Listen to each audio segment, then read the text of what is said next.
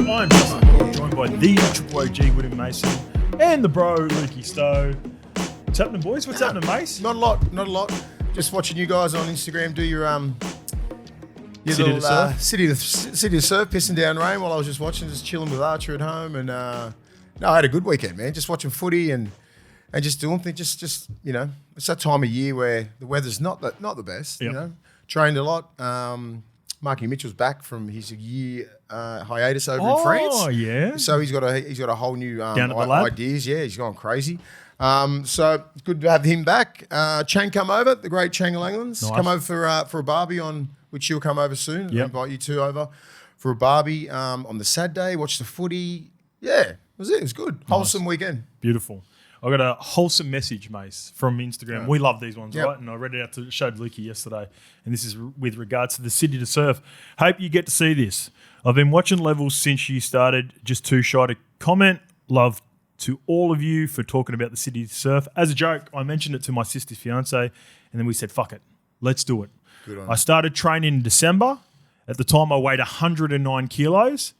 I just completed the City to Surf today at 96 kilos. Good on you, son. Love to levels and love to all the boys. Thank you for all the content. And next year, hopefully, get fast enough to catch up to you boys and meet all of the crew one day. What was your time, Hoz? Eric, you might catch up to me, Eric, but I think you already got covered, me man, Lukey Stone. Yeah. me mate, little Lukey got a $1.30. I was just $1.30? in cruise control I reckon yesterday. me and you'd be all right, I reckon. Just cruise And then I'll control. just take off on you at the end. Yeah.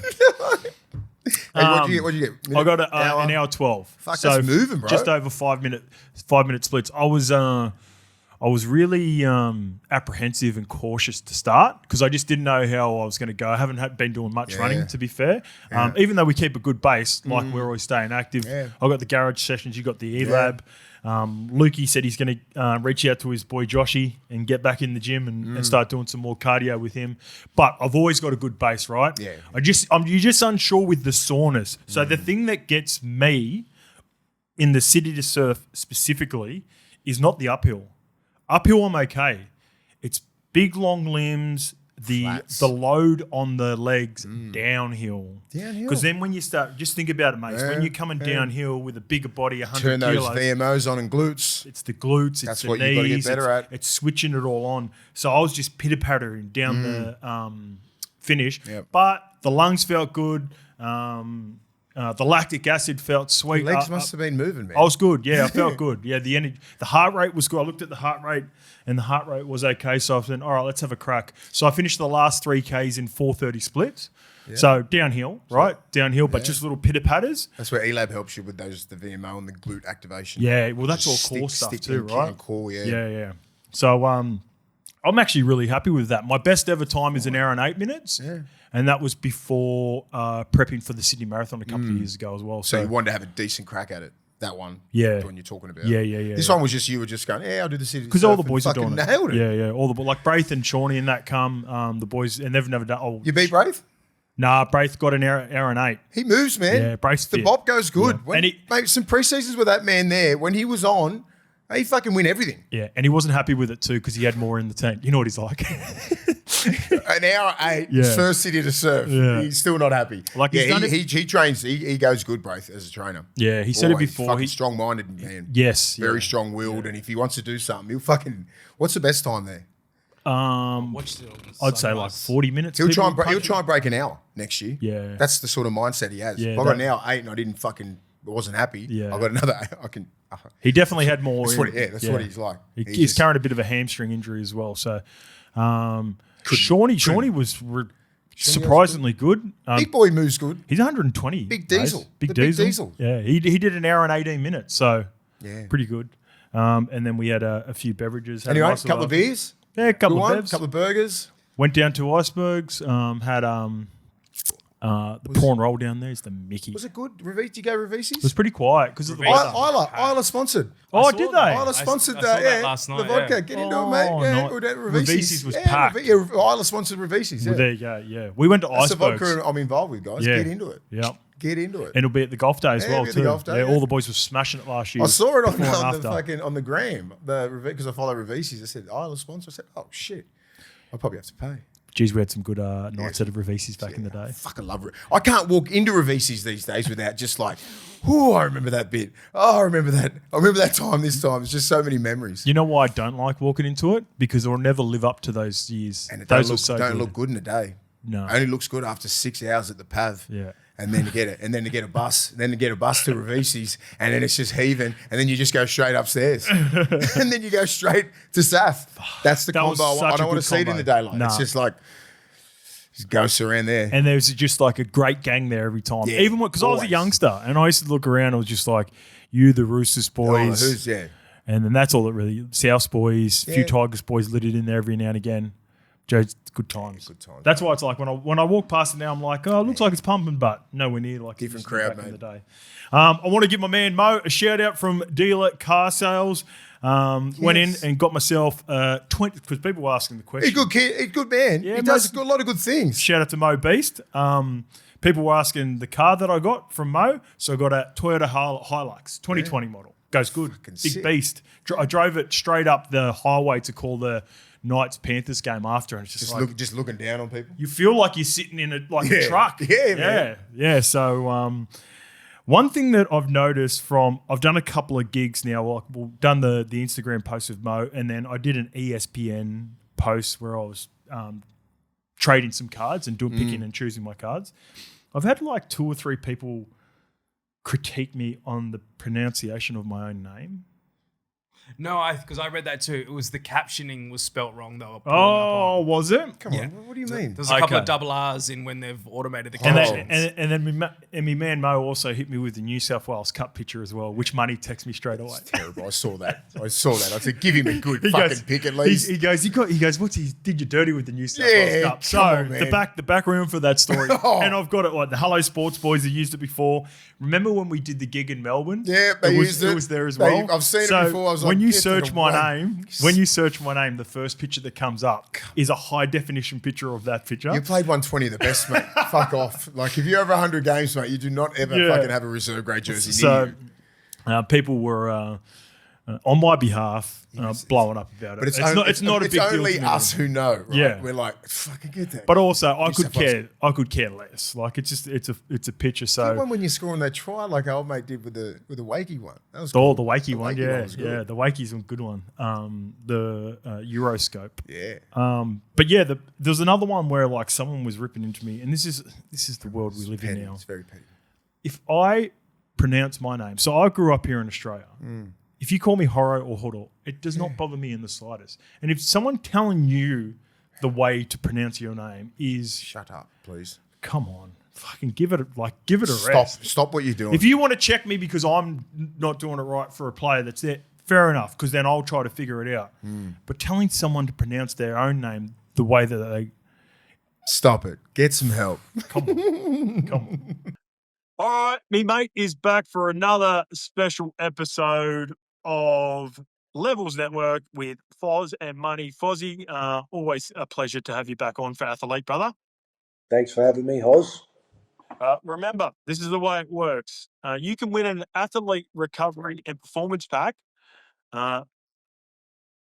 every week. And in order to do that, what we need you to do is, Lukey will share the link. We need you to let us know your favorite performance by a player or team in 50 words or less and send it through to the link. Congratulations to Eliza B, Simon T, and how about this for a name, Fozzy? Blessed. Oh, Blessed J. So how cool is that? that's one of the better names, I reckon. 1 second, I'm just going to turn this up. Can I turn this up? Here we go. So one of the better names, Bless J. So congratulations to all 3 winners. Fozzy, last time we had a chat, mate, you had a big victory. It was game day before a victory over in New Zealand. A couple of heartbreaking losses followed that. No bigger story than what happened in the Panthers game, mate. I'm not gonna ask you any awkward questions around, how you feel about it. We were very vocal on your behalf, mate. Not just because you're my mate, but also just calling it how I see it. Yep. How was the mood of all the players? Like, how was JC after I know JC's come out and he said he's had a conversation with the trainer. Yep. How deflating was that for the playing group?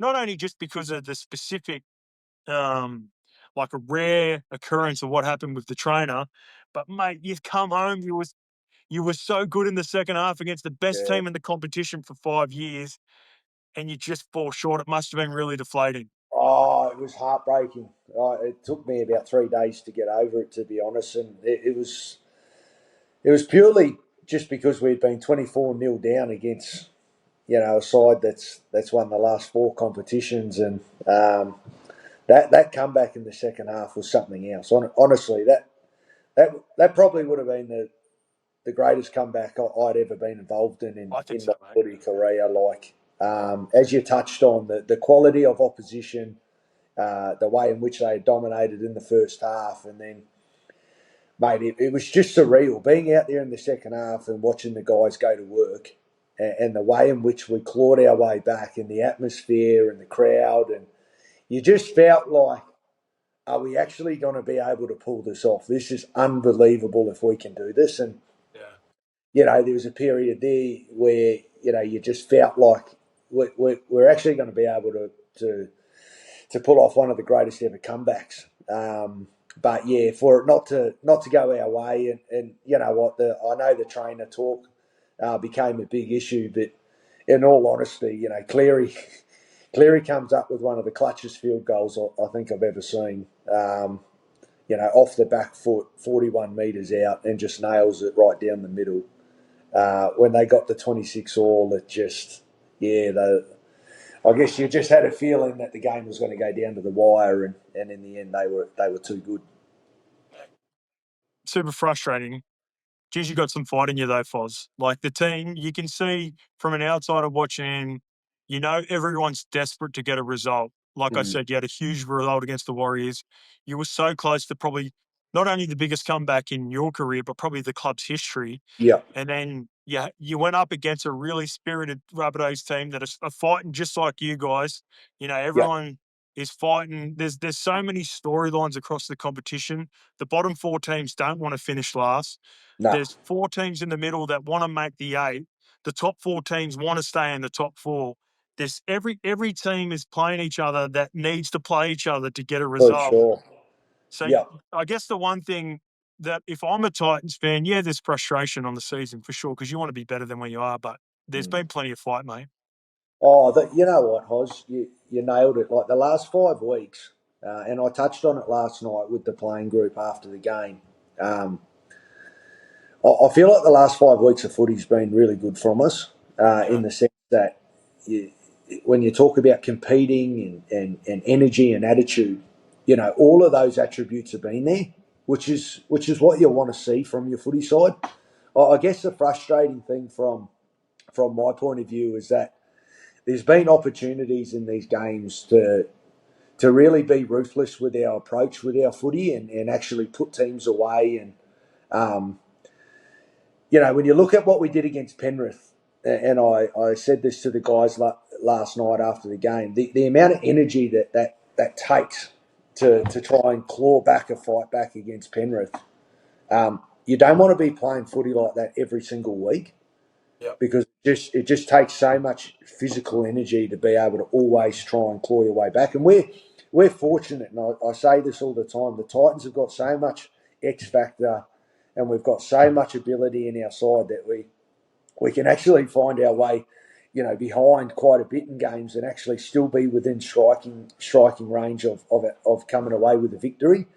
But that doesn't mean that it's right. It doesn't mean that that's how you want to play your footy. And I was just disappointed yesterday when I felt like we had the Rabbitohs at 12-4 with about 11 minutes to go in the first half. And I felt like, that was a really good opportunity for us to be ruthless there with our footy and actually go into halftime with a handy lead, in a really good position to control that game of footy from the front foot. And as we've done so many times this season, that period before half time and actually just after half time, but more specifically the period before half time, we Mate, I've lost count how many times we've had teams on the ropes in that period and then given up leads. Really, Is it a really. concentration thing, Foz? Is it just, are they just switching off? Is it learning how to win those big games? Like learning how you just need repeat, like you Yeah, just need repeat efforts of it. You need one to turn into two to turn into three. yeah, yeah. I think it is a learning. I'll be honest with you. I think that we're going through a really, really significant change with the club's DNA in that sense, where for so long the Titans have been the entertainers and they have been that side that plays, expansive footy and exciting brand of footy, but it doesn't necessarily mean you get the results. And as I touched on, I feel like the last 5 weeks we've really started to nail down a bit of a blueprint in terms of intent and attitude, completing high and getting into the grind of games. But there was a period yesterday, like I said, that's been pretty in sync with a lot of our performances this year, where we've got that ability to be that ruthless team and put the foot on the throat and get South Sydney right down in it, and we failed to do that. Whether it's through making errors or compounding penalties and leg outs and things like that just gives the opposition a lift. So, mate, I believe we're on the right track.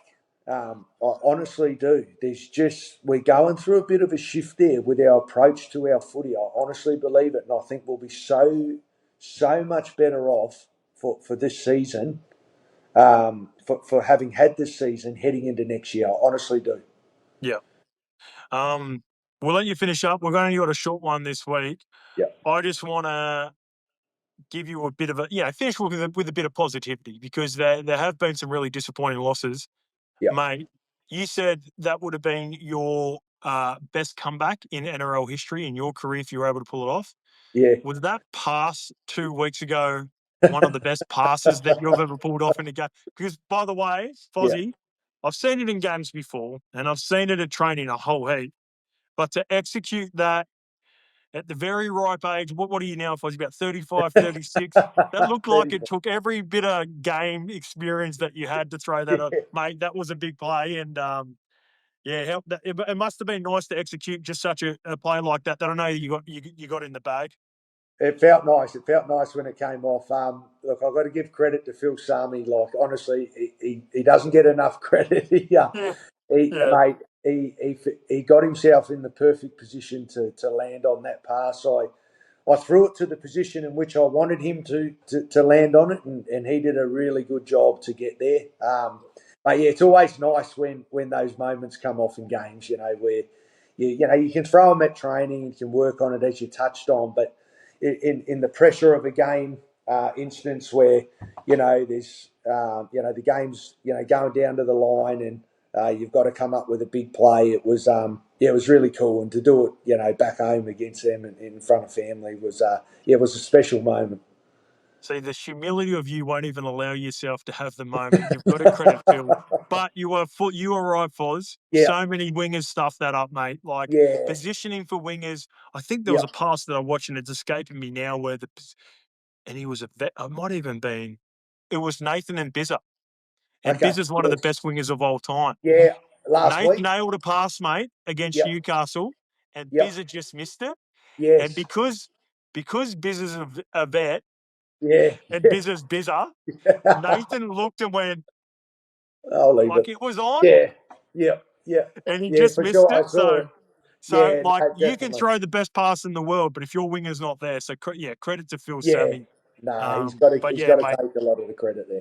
Great ball, mate. Love chatting to you. Oz. All the best for the weekend against the Sharkies, and we'll catch up soon, mate. We'll see you in a couple of weeks. Sounds good, Oz. Thanks for having me, mate. Hey, this one comes from Scott the Wagman, or Scotty D Wagman. D Wags. Hey boys, Hoz, you mentioned you're playing golf with Mitchy Moses and Dill Walker. I would love to see you guys involved in some more video content in the future of these kinds of outings. You have so many awesome relationships, and us as fans are thirsty for it. Will say I'm biased. I'm an avid golfer, so seeing you guys chew the fat on a course with some current players would be top tier. Regardless, love what you're doing. Listen every week.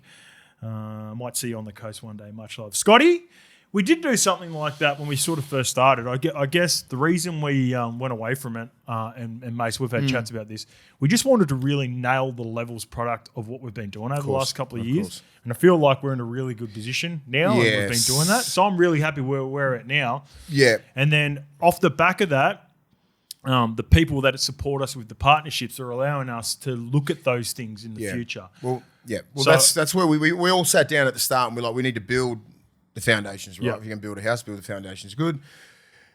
And that's just like, we did the preview and review. That's very solid. Each week, consistency, built, got brands, got people, got a lot of following on TikTok, Instagram, Facebook, whatever it is. Now, if we want to pivot, which we will next year, into more of an interview process, right? Yep. Where we try to do a little tester with Gus, Yep. right? A little tester.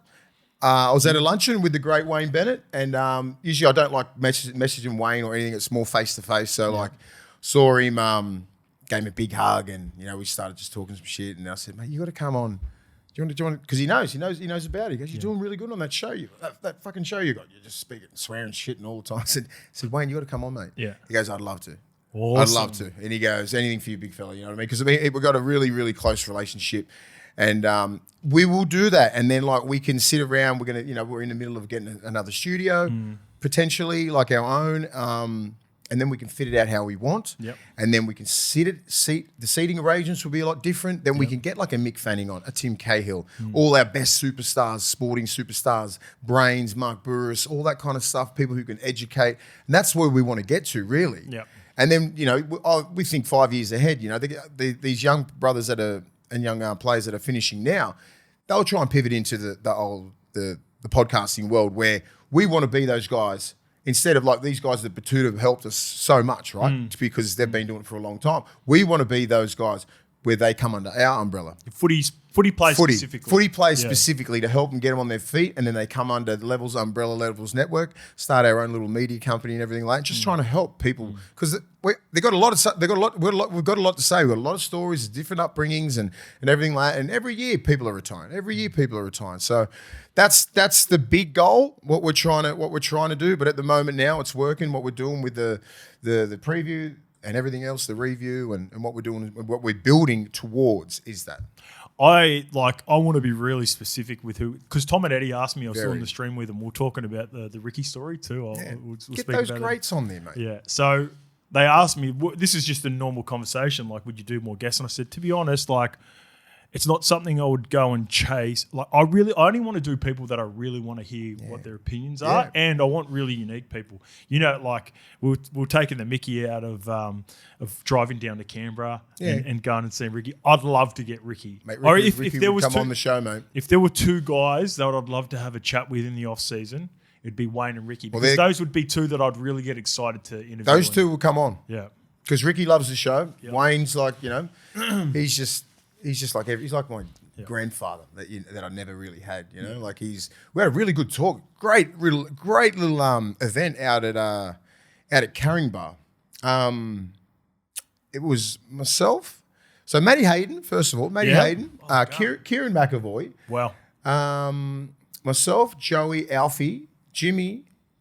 It was about 6 or 7. Everyone and Wayne. Fuck, that's a good game. So Wayne always has to. I know when he's busy, because you leave Wayne to last. You don't leave fucking us to last.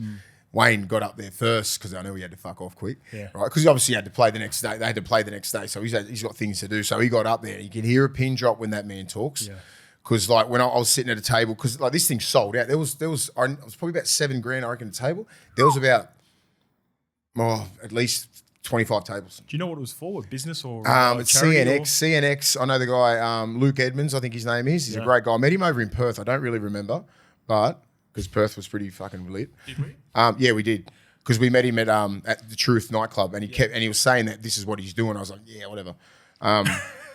And he's the fucking Shout out to Luke. He's legit. He's the king. Yeah. But he had Wayne up, and people just Luke Edmonds, CNXX events, fucking unreal. Probably one of the best events I've ever seen. Best food, unbelievable. Wayne got up, and people who don't know Wayne, and just say these old blokes who are up there, who are at our table, different tables, they've never seen this side of Wayne, right? Never. Like charismatic, funny, very dry. Vossi was the interviewer. Vossi was the MC. Yep. So he kept saying that he hates the media. Vossi's part of the media. So he kept on hammering the media, and just like people just because he's funny.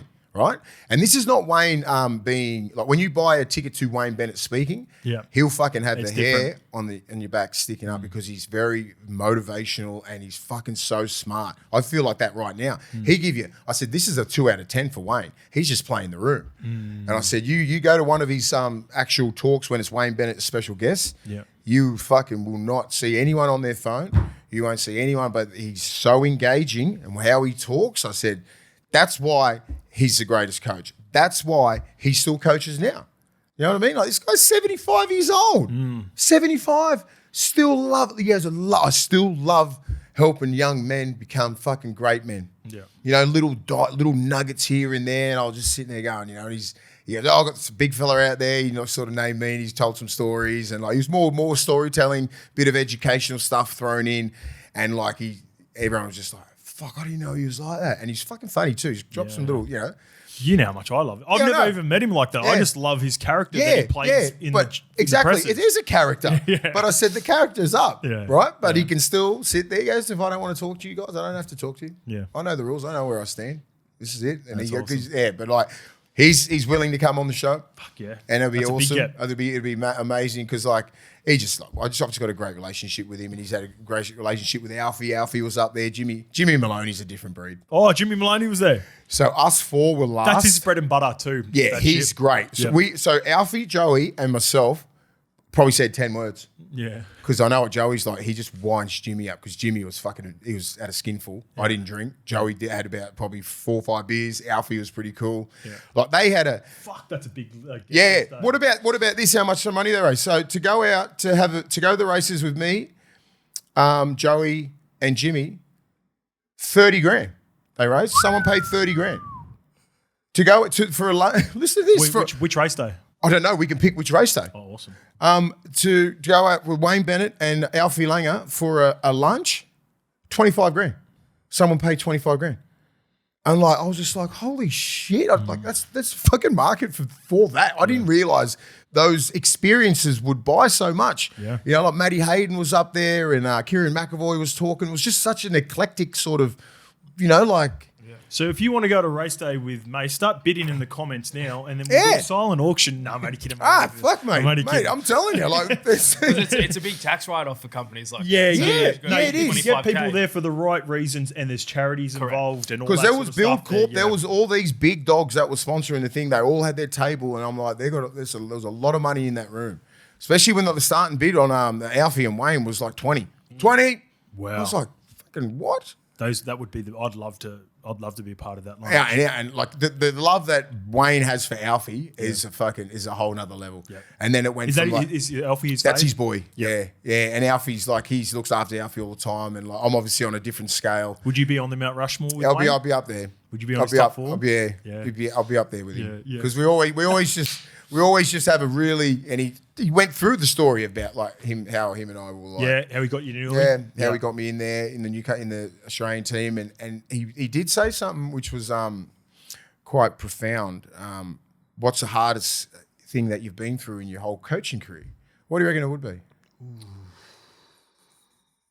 the way that Newcastle finished.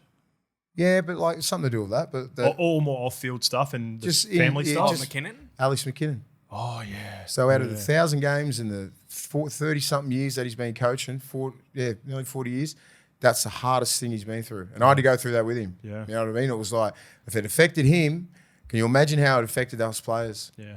And it's sort of like I nearly teared up because it was like, it sort of brought back so many memories because he had such a love for Alex as well. And, I was next to Alex in that game. And I was just like, and he said that and he was just going, he had to be strong for us because we were all young men. And then we had to go, like he was saying, because he had to go into I remember that we had drove to the hospital after the game and he was all chewed up and we didn't know what was going on. And then the next morning we went to the hospital. That's when his parents flew down. He goes, that's the hardest thing I've ever had to go through as a coach and as a man, right? And this guy looks after 2 kids that are highly, what's the word? They've got forms of special needs. Very high needs, right? And he goes, that's the hardest thing I've ever seen. I've ever had to go through, because his old man and his mum, fucking legendary people. Alex, legendary human as well. And he had to sit there and talk to the parents, and then he got on the bus. I remember when he got on the bus, because he used to sit up the back of the bus. I was in the middle, he was on the side, or I think I was on the side, he was in the middle, and like he had tears in his eyes. I was crying, Jeremy Smith and all that sort of shit. Like, it was just, you could hear, I can feel it now. Like he was crying. I was like, and I embraced him, and we gave him a hug, and it's like, fuck, that's the start of the year. You know what I mean? And then we end up going through shit, and then we end up winning seven from 9 at the last bit, and we end up making nearly just missing out on the 8, because the year before that we made the prelim. Yeah. So this is 2014. He goes, and just to hear him say that, because I thought, me personally, I was like, this is fucked. Like, I was 34 and he was 64, so he's about he's 20 years older than me, Wayne. And I was just like, wow. And for him to say that in front of everyone, I was like, that was deep. And I was like, fuck, we had to go through that. And he's like, it ruined the whole fucking, he left, and, you know, fucking that. People be rattled from it. Yeah, he was still rattled. We didn't have anything to do with Newcastle. I left after that year, went down to Manly, and just sort of everything just split. Newcastle got 3 wooden spoons in a row, and, you know, we were building something up there pretty good. Yeah. You know, and the Alex McKinnon thing just fucking, you know. I don't know if you've seen the clip or the podcast that Boyd Cordner did with Mitchell. Yeah, I did. He talked about it. He talked about how, like, in his own way, the game was taken away from him just as he was hitting the prime.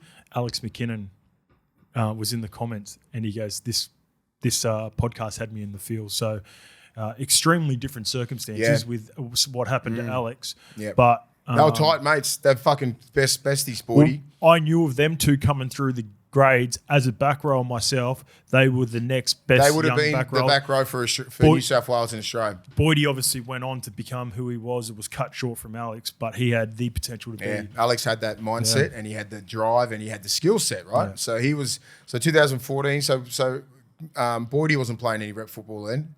He was just on the brink. He was on the brink. 13 grand final. So I reckon he might have been thereabouts. I think he might have been on that tour. The 13 grand. Potentially. Yeah, the especially World Cup tour as a young kid. Yeah. Did you know why, Mace? I think he did. You know why?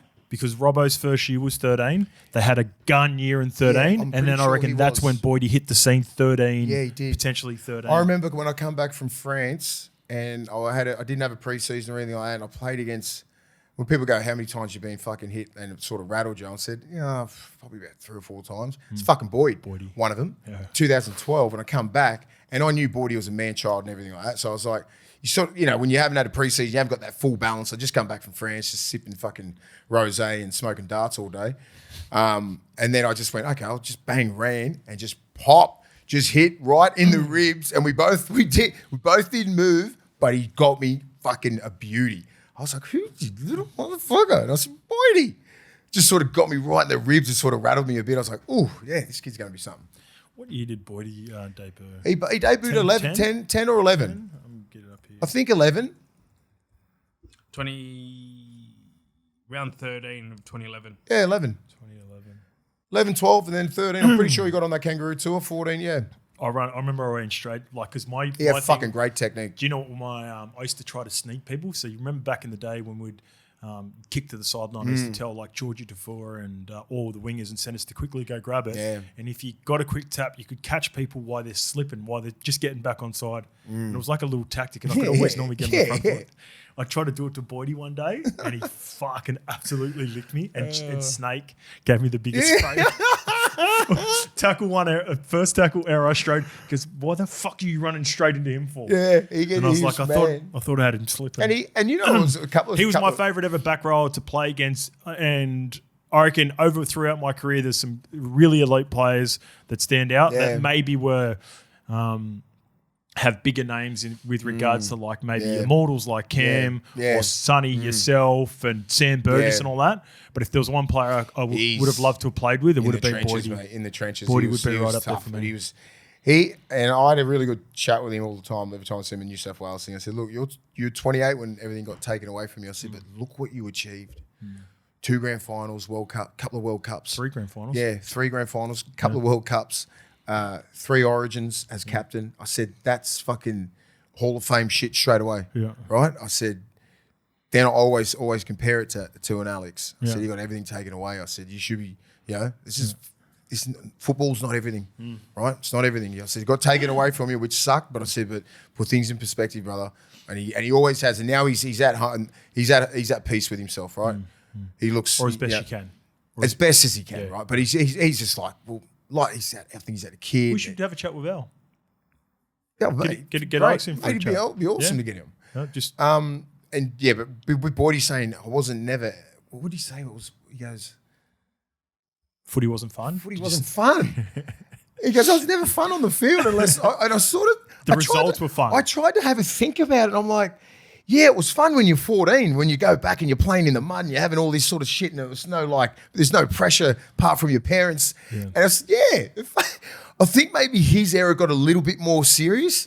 I think that's just he's built different. Yeah, I had know, fun. but like the truth, I had so much But fun. he's like his fun wasn't until the job was done. Yeah, and but that's what made him great. It was still fun out in the field for me. Yeah, yeah, Because yeah. you just get to fucking hit guys that's our as much as you want. personalities, Yeah, I think, hit you guys know? as hard as you can, run, have a little bit of fun at the scrum and shit like. But I knew Boydie would never fuck. I would always try and break Boydie at scrums and stuff and try and have a chat. Another. You Just fully so understand cold. what he's like I talking understand about, right? him. His mindset. Yeah, I understand him. It wasn't fun understood. until we won or whatever. And I'm Yeah. like, okay, I get it. He's built different. Yeah, Boydie's Yeah, I love him. Yeah, Boydie's the man. He's a great so player. Scotty, we'll be doing some stuff next year. I could have something brewing with golf. So, and a big part of the reason I love doing the golf day, and I was chatting to the boys about this as well. This is my opportunity once a year to connect with the players. It's awesome. Say thank get them you. involved with the golf day. Say thank you to them. Also, I pride myself on constructive criticism of players. So I feel like it's a bit of a tick of approval that we're able to speak about the players in the way which we do, and then they're still coming on our golf day. Yeah. Because I feel like we do things the right way with We that do stuff, it the right mate. way. So, Otherwise, no one would turn up. yeah. So shout out to Mickey. Imagine if Buzz Rothfield did a golf day. Shout out to Mitchy Moses and Dill Walks. I'll save a little bit of a golf chat later on around because I missed the Parramatta game yesterday with the City to Surf. So I missed the I saw it. Parramatta Yeah, that's all good. Cowboys. It's a good game. Fucking better than I thought. I will say, I might save it for the Eels chat because that's the only thing. Because I didn't watch the game, I've got some Eels chat for you Eels fans to just get pumped up about the future. Just had a good chat to the boys for 18 looked all holes right, about how they feel about the way things As are long going. as Mitch Moses is 7, they're in every game. All right, let's go from my Eels, small chat, to your Bulldogs. Do you want to crack a can, mate? Because you got an OG Bulldog. Yeah, Bulldog. I try not to give the Bulldogs, like the OG Red Bull of the week, but it's the way that he carries himself as captain. He would have taken it personal last week, and he still played outstanding last week, but he didn't execute at the end, and he would have been filthy at himself, right? Yep. Oh, Yep, we can't fair. play in the wet. We can't do this. We can't do that. We lost 4 from 5. We go up against a top 4 team who's got as much to play for as we have, and Stephen Crichton just puts on a clinic. Stephen Crichton is out and out. He's easily the best right side centre in the game. And the way that he was playing, how he can go from there and to be playing fullback and sweeping out the back in good ball is just another. He's cerebrally just ridiculous the way way he anticipates everything. He's very effective, mate. Do you want to see more Big, of it? mate. Do you want to see the size of Stephen Crichton? He's huge. He is a big boy. He's fucking 6'4", about 106-7 kilos of muscle. It's I've always known he's big, and when he hit the scene, and we've got a question about filling in, like getting into 3 years into your rugby. Remember when he hit the scene? Anyway, I was watching him after he kicked his goals and he ran past the Manly players a couple of weeks ago, and he's got this sort of like just a little strut. this little strut hop, and I just seen him like stroll past a couple of Manly players, and I was like, he looks like a man playing New South Wales Cup. He looks like a first grader but playing New South Wales Cup on the edge, and Yeah. and like he ran past Kohler, and I love Kohler. Ooh, geez, yeah, Kohler's okay. a beast. We'll get to Kohler in a was bit. close. But he ran past Kohler, and I went, that's just a different type of athlete. He is. He's so athletic, but I just love the way he imposed his will on that team, and he willed us to Yep. get the Warriors. The Warriors had it's a everything. good word. He did. And I could just see the way that he was talking, see the way he was encouraging everybody, the way that he was defending. You know what I mean? When you got a right side centre lad who's just whacking, coming in off his edge to come around the long side to get the ball, the long side to get a sweep, both sides, and just his leadership skills and what he did. Try assist, one try, easy work. That try that he set up, that wasn't even a play. It was just come under, boom, right palm, boom, try. Yeah. You know what I mean? A couple of things that he did, eyeball test. I don't really give a shit about his stats, but he was outstanding. 6 from 8 in the boot was he goes good, yeah. tough And because he kicked shit like the week before, right? So everything that he did, I just love everything that he did wrong in the West Tigers game. He just rectified it. He said the right things in the media. Can't wait to play. Can't wait to play in the way. I hope it pisses down rain so we can just prove to everyone. And then they did. They played drive football in the wet. Yeah, they did. You know what I mean? They weren't caring about playing safe. They were like, all right, if we want to pass the ball, boom, boom, pass out the back, catch the fucking ball. You're first grade players. This is not club football. They can all pass the ball. They can all catch. I had that part of my notes. That was clearly discussed. You can tell. Play football. Yeah. Don't go one out, because if you want to go one out against the Warriors, they love that shit. I don't care about like what the Warriors are now. It's a different sort of team culture. But when the Bulldogs play the Warriors, she's fucking all on. She's all on. Yep. They want that one-on-one shit in the middle. Yep. Right? Fisher Harris wants that stuff, you know, like they had Mitchie Barnett, but all these young brothers, they love it, right? So you still play one out, but you can still move the ball when it's a little bit wet. Yep. And I think they played the perfect style of play. And if they do come up against anything like that weather-wise, I don't think it's going to faze them at all. So I think they really put that to bed. Let's just think about the teams that they got beat by in the wet. For one, we played dog shit. For the other team just played way better. That's it. Yep. We weren't even in those games. Yep. Not really. You know, we just got ran through because we didn't play the right style. Our defence wasn't as good. We were whacking blokes from day dot. Max King. Hughes. Outstanding. Yeah, they started the game well. Set the platform. They've got to set platforms against these big teams, man. So if we're going to have a good shot at it, it's the middles that start that stuff. Yeah. You get a little Tupanua back in there somewhere in pretty soon. Yep. Can belt some people. Yeah. So anyway, we'll break that down specifically. We will I've got break some that things down. around that a little bit later on. Yeah. Can I go a little negative before we get into a positive? Just a little negative. Of course. So Always. I pride myself on calling this out. Yep. And Waz fans were angry at me at the start of the year. Different circumstance, players around injuries. Critter goes down, ankle injury. They're up by 6. Got to call it out. I hate it. Yeah. So he gets up the very next play. What does he do? So he stays down for a little bit, applying for the penalty. And the reason you've got to bring it up, Lukey, thanks for that. The reason I bring it up is because, as critical as I am on the referees, when players do these actions to try to get penalties and then we blow up at the referees later, it's because of actions like this. Now, I've seen a couple over the weekend that I want to highlight because it started with De Silvers was the best. Worse. I missed De Silvers. Fucking okay, so De Silvers not part of mine yet. Mate. Okay, I've got to watch it. It's the worst I've seen. All right, I've got 3 examples. Play it smart. And there's one where, and this is where it's really hard to call players out. So I'm calling Stephen out on this one because he was massaging the ankle because I think maybe a Warriors player went around his ankle. He gets up. He looks like he's hobbling, plays the ball. The very next play, he gets on set, nothing. He's sweet. He's good to go. Then they shift and they score a try in the corner and he kicks the goal. Like, how sore is your ankle, right? Yeah. So that's my part. And I've got to call it out, Yeah, mate, you do call it out. A little bit later on, I was watching the Titans game on Sunday. Jaden Campbell was about to do the same thing on Latrell. But because Latrell picked him up, pretty much yanked him up, said, "You're fucking sweet, get up." Yeah. He just got up and played the ball. Yeah. So there are examples of it, and this is just my example this week. I don't care if you're Harry Grant, I don't care if you're Jaden Campbell, I don't care if you're Critter, I don't care if you're Chance Nickel-Klogstad.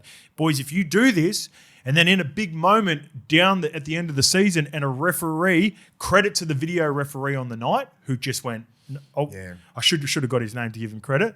Critter, get up and play the ball. You're sweet. Yeah. I think the G-man come over and goes, "Oh, you're right, Stephen A. Play the ball." So, it's negative. Good refereeing. Negative. And then you look at Moses Sully. He gets hit by Sifa Talakai nothing. Earlier on in the game. There was nothing in it, as in there was no penalty. Yeah.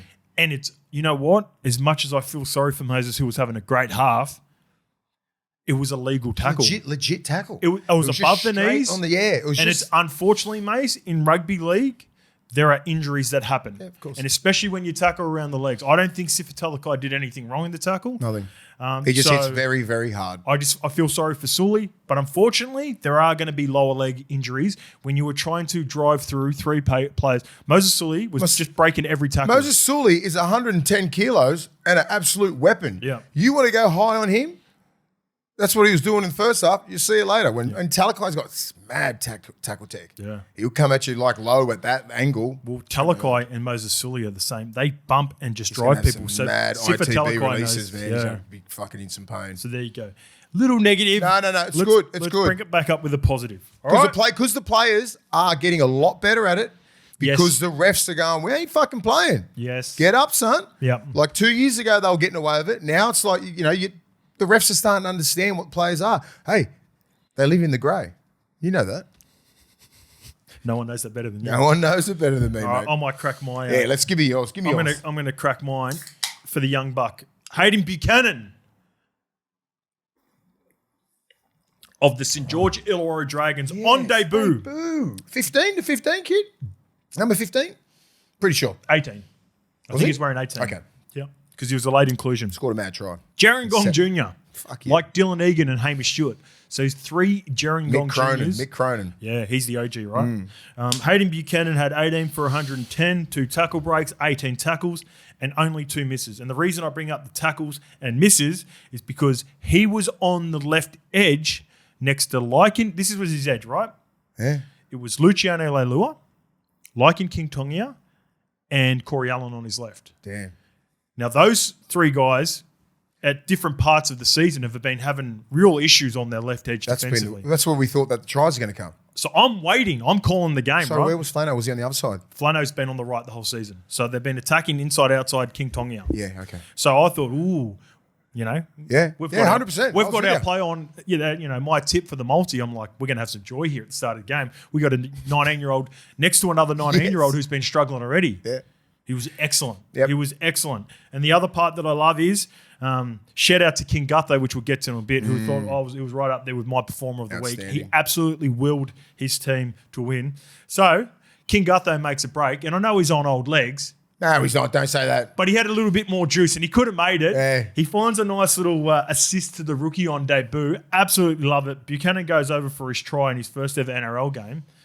And then to start the second half, return to sender. There you Beautiful go. play. There you go, OG. There you go, Skip. Puts him over in the corner for a nice piece of meat. And I love that try. that's a rookie and the vet combination, Jeez, I love that. which I love. So big tick for not only Hayden Buchanan, the Dragons, and against the Sharks' right edge of Britton Nikita, Jesse Ramian, full deck of cards. Yeah, Nico what's up? Hines, Yep. Sione Katoa had no joy.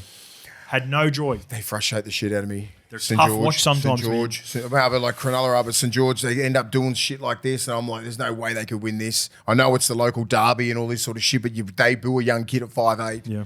Or half. It's- What it's center. position? Centre. At centre, hardest position to defend against Cronulla. With They'll- King Tonga yeah, making they're the multiple errors ones. in This the is previous why we weeks. said that multi was coming his way, and he fucking handled it like an OG. Yeah. Very proud of you, mate. Yeah. Good. So we'll talk about Flano and a little bit in the Dragons, but I reckon there's some positivity just with, I think I can see some of these young kids that are probably a season or 2 away, which brings me to a YouTube question. Sorry. Hamish Stewart. Hamish Stewart. Like that kid. Actually, Hamish Stewart might have He's gonna been. be good lock. He's gonna be a good lock. Yeah, I think he played left edge in this game. Yeah, but too. I think he's a lock. His best position I think is he's a lock. lock. He's a middle and he can play.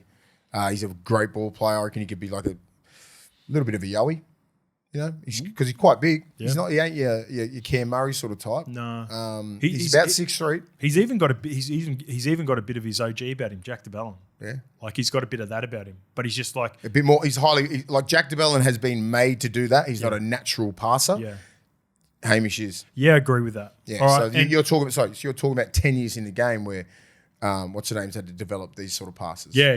Jack DeBellin. But he doesn't have Jack DeBellin's physicality either, though. Oh, he's going to get there. Yeah, He has to yeah. get there. Jack's a great Jack defender. started with Best his defender. physicality and then he Yeah. built into the ball Yep. playing. Yep. So this is a good one to roll off our question of the week. Hey, fellas, enormous fan and second-time commenter. You guys often say he will be better after 3 to 4 preseasons, especially when talking about younger players, e.g. Lehigh Hopper. Yeah. Can you please elaborate Yeah. here? P.S. Triple OG feud against Todd Smith is goated. Who has the better fade? So Todd Smith's the... You know what? You know I've got the best fade. You know what? You've got him covered. You've got the best fade in fucking all of Maroubra Junction. But he stopped doing as sharp a fade. No, it's not as sharp.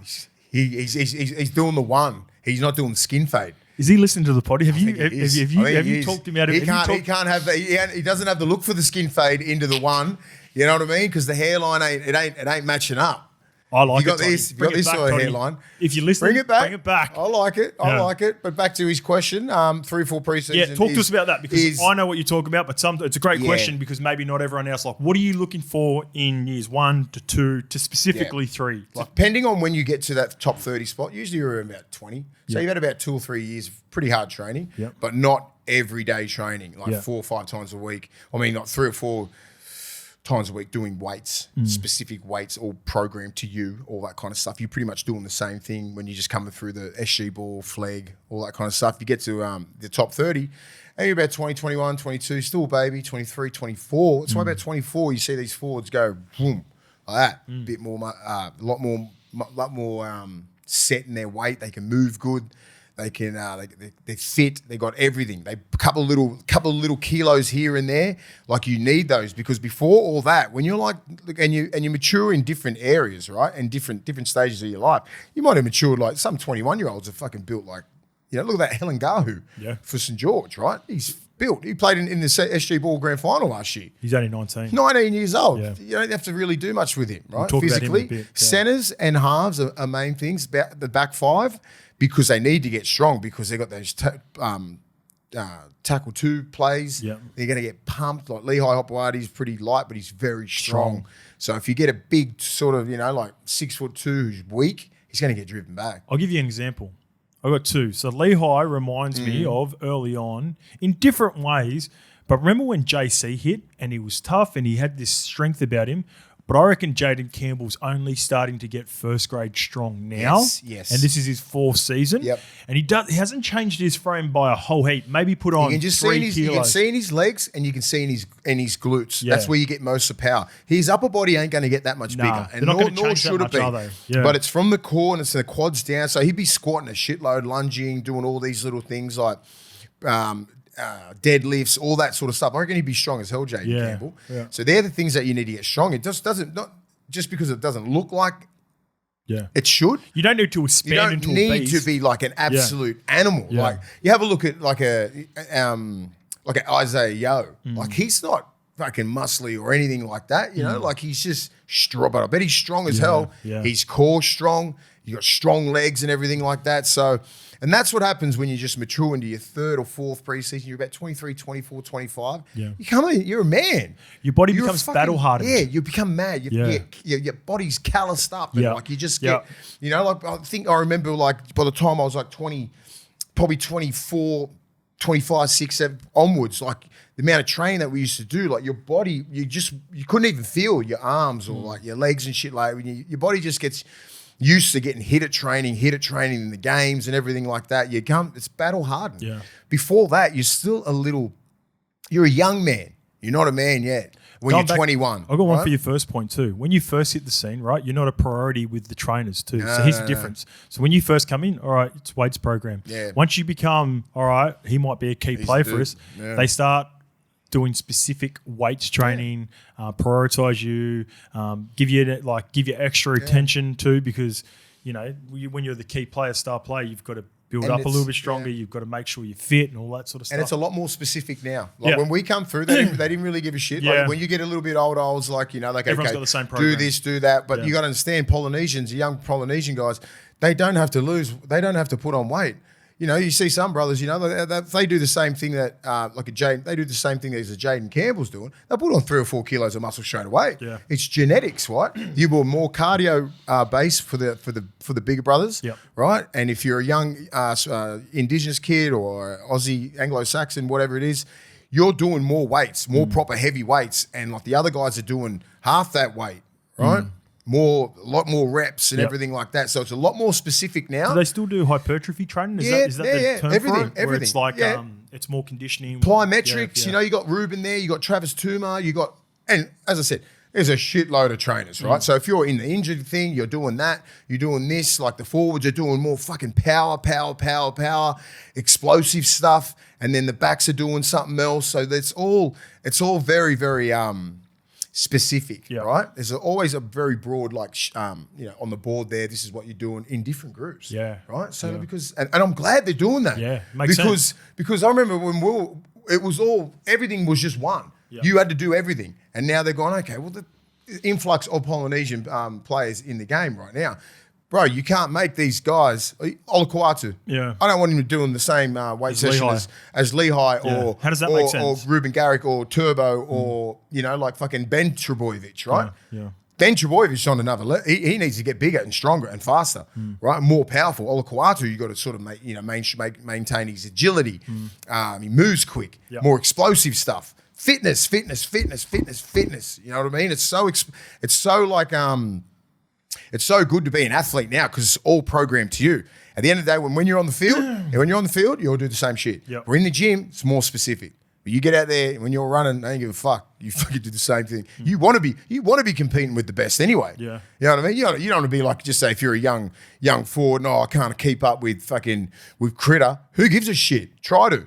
Right? There's no leeway there. Right, so I know what you mean by that. we're not expecting you to do shit like Karaz and all the outside backs, but I expect forwards to be not far behind. Yeah, because they're so mobile, and when we're in the mid, especially right now, these forwards would be so fit. Even though you got specific stuff for the positions, it doesn't mean that you can't reach or have higher expectations for what you do in certain levels. So when we do like coat hangers, Malcolms and shit, like who wins those? You know that back rows and front forwards. Yeah. Like the backs, they blow out a little bit. You know what I mean? Like it's like 4 and 5s and stuff. The backs aren't as fit because they're not doing. Do they still do 4 and 5s? Yeah, they do. It's a Bronco. Yeah. That's more or less a Bronco. Yeah. Then they'll do that every now and again just to blow them all out and see what time they got. But the forwards, like when it comes to those sort of stuff, we're used to that. We don't stop. The middles don't stop. Outside backs got a little bit of time to go. They can scope the field. Yeah. Anyway, right. Todd Smith, Barbarians. I'll get you faded up. Go see Ali or Ahmed. Come down and see the boys. Come down. I'll shout. I reckon Todd $100. I reckon Todd Smith listens. He for sure hasn't. Yeah, I reckon he's trying to grow it out. All right. What do you reckon, Lukey? It is cold, so maybe he's giving. Yeah, I don't think. Fair. Yeah, I'm not buying it. Keep rolling with it. All right. The badge had the mad fade going. Did he? Yeah, the late into the beard too. Yeah, into the beard. He too. thought he was fucking Rick Ross. All right, let's go on the games. Let's go. Storm versus Broncos. Defeat the Broncos 22-2. Phil Murdoch wrote this in before the game. Or maybe after. This is after the fact. Love when Scape bets against the Storm. He never gets the chockies. I very rarely bet against the Storm, I don't think. No, I feel like I'm on the Storm, we man. both don't. Yeah. And by the way, the Broncos are looking all right. Like, not to say, I'm not even counting this game. We'll get to it. All right, so the injuries definitely helped the Storm because the Broncos were definitely up for it, in my opinion, Mace. Mm-hmm. But what I love about the Melbourne Storm and listening to Belly talk about it after the game is their ability to have in-game adjustments. Yep. Now, they would have gone in with a pretty aggressive mindset or understanding that it could have been a back-and-forth game and they might have needed to create more. Mm-hmm. Once Ben Hunt went to 7, Tony Stokes went to 6, I think they simplified the game plan and they played a really professional, again, similar to last week. I thought they played a very professional game and did plenty to win a game of football against a Broncos team that were going to be hampered once they lost not only 2 players, but 2 halves in the one. That is, I've never seen that before. In one play.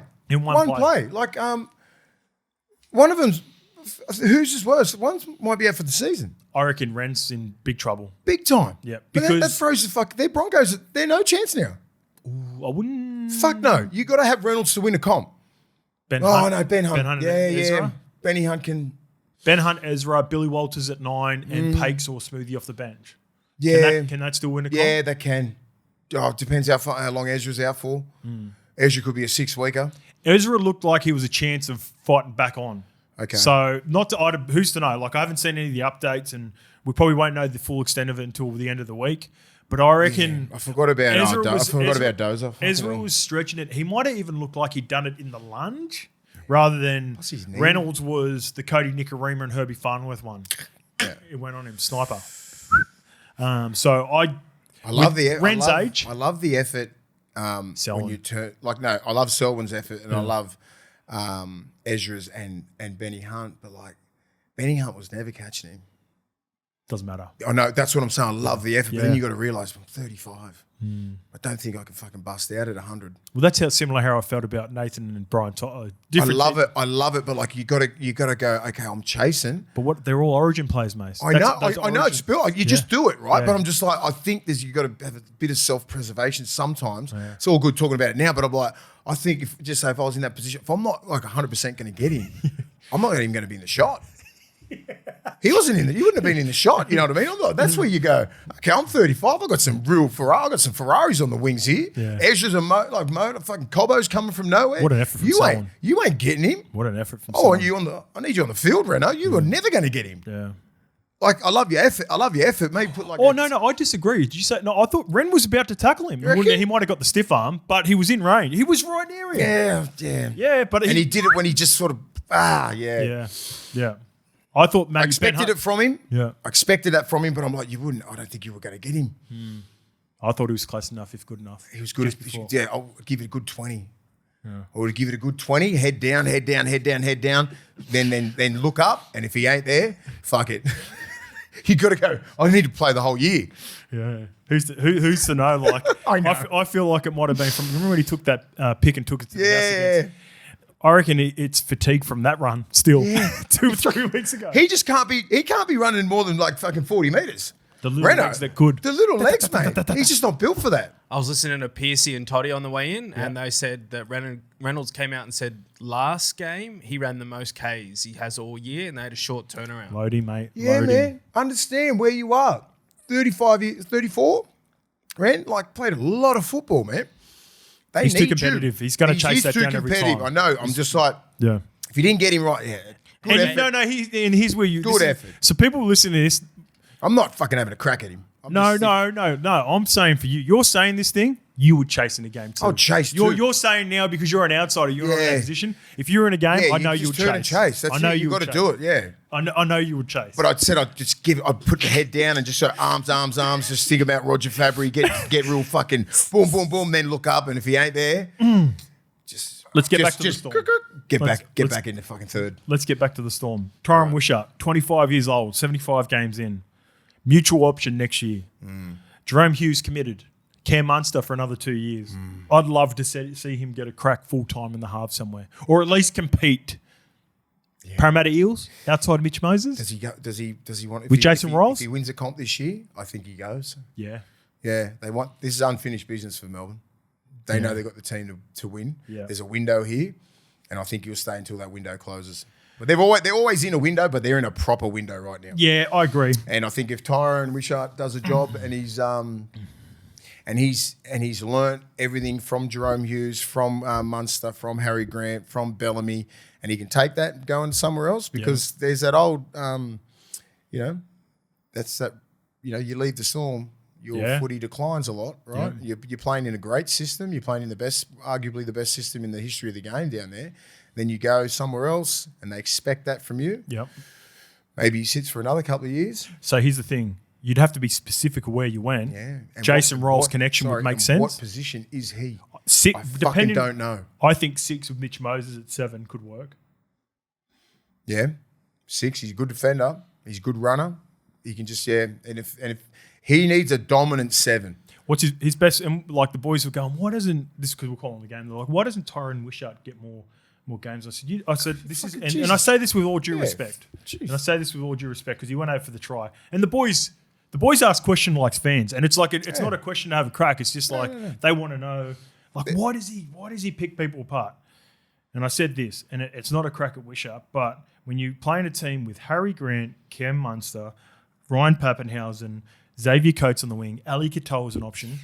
Sometimes the last person you think about is the interchangeable backup halfback in Tyrone Wishart. You don't. So that's why, and credit to him, his mindset is run first, which He's scored so many big tries in big games against good opposition. I agree. There is a benefit with playing in the Storm system, but I fully believe he's capable of taking it to a team, and it's got to be with a premier playmaker. I think he would complement Mitch really well. I totally agree. I think if he's going to go anywhere because of his connection with Rosie, and I know that he is he's waiting to start. He's done his apprenticeship, 75 games.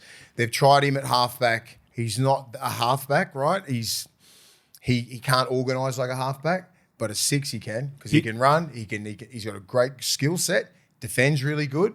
I think he's a 6, but he needs to go to the right team. You'll appreciate this. So they were asking, and there was chat around. I think it might have even been on radio. Actually, I got this question around him going to the Dragons because he's a Gerringong. He's a South Coast boy.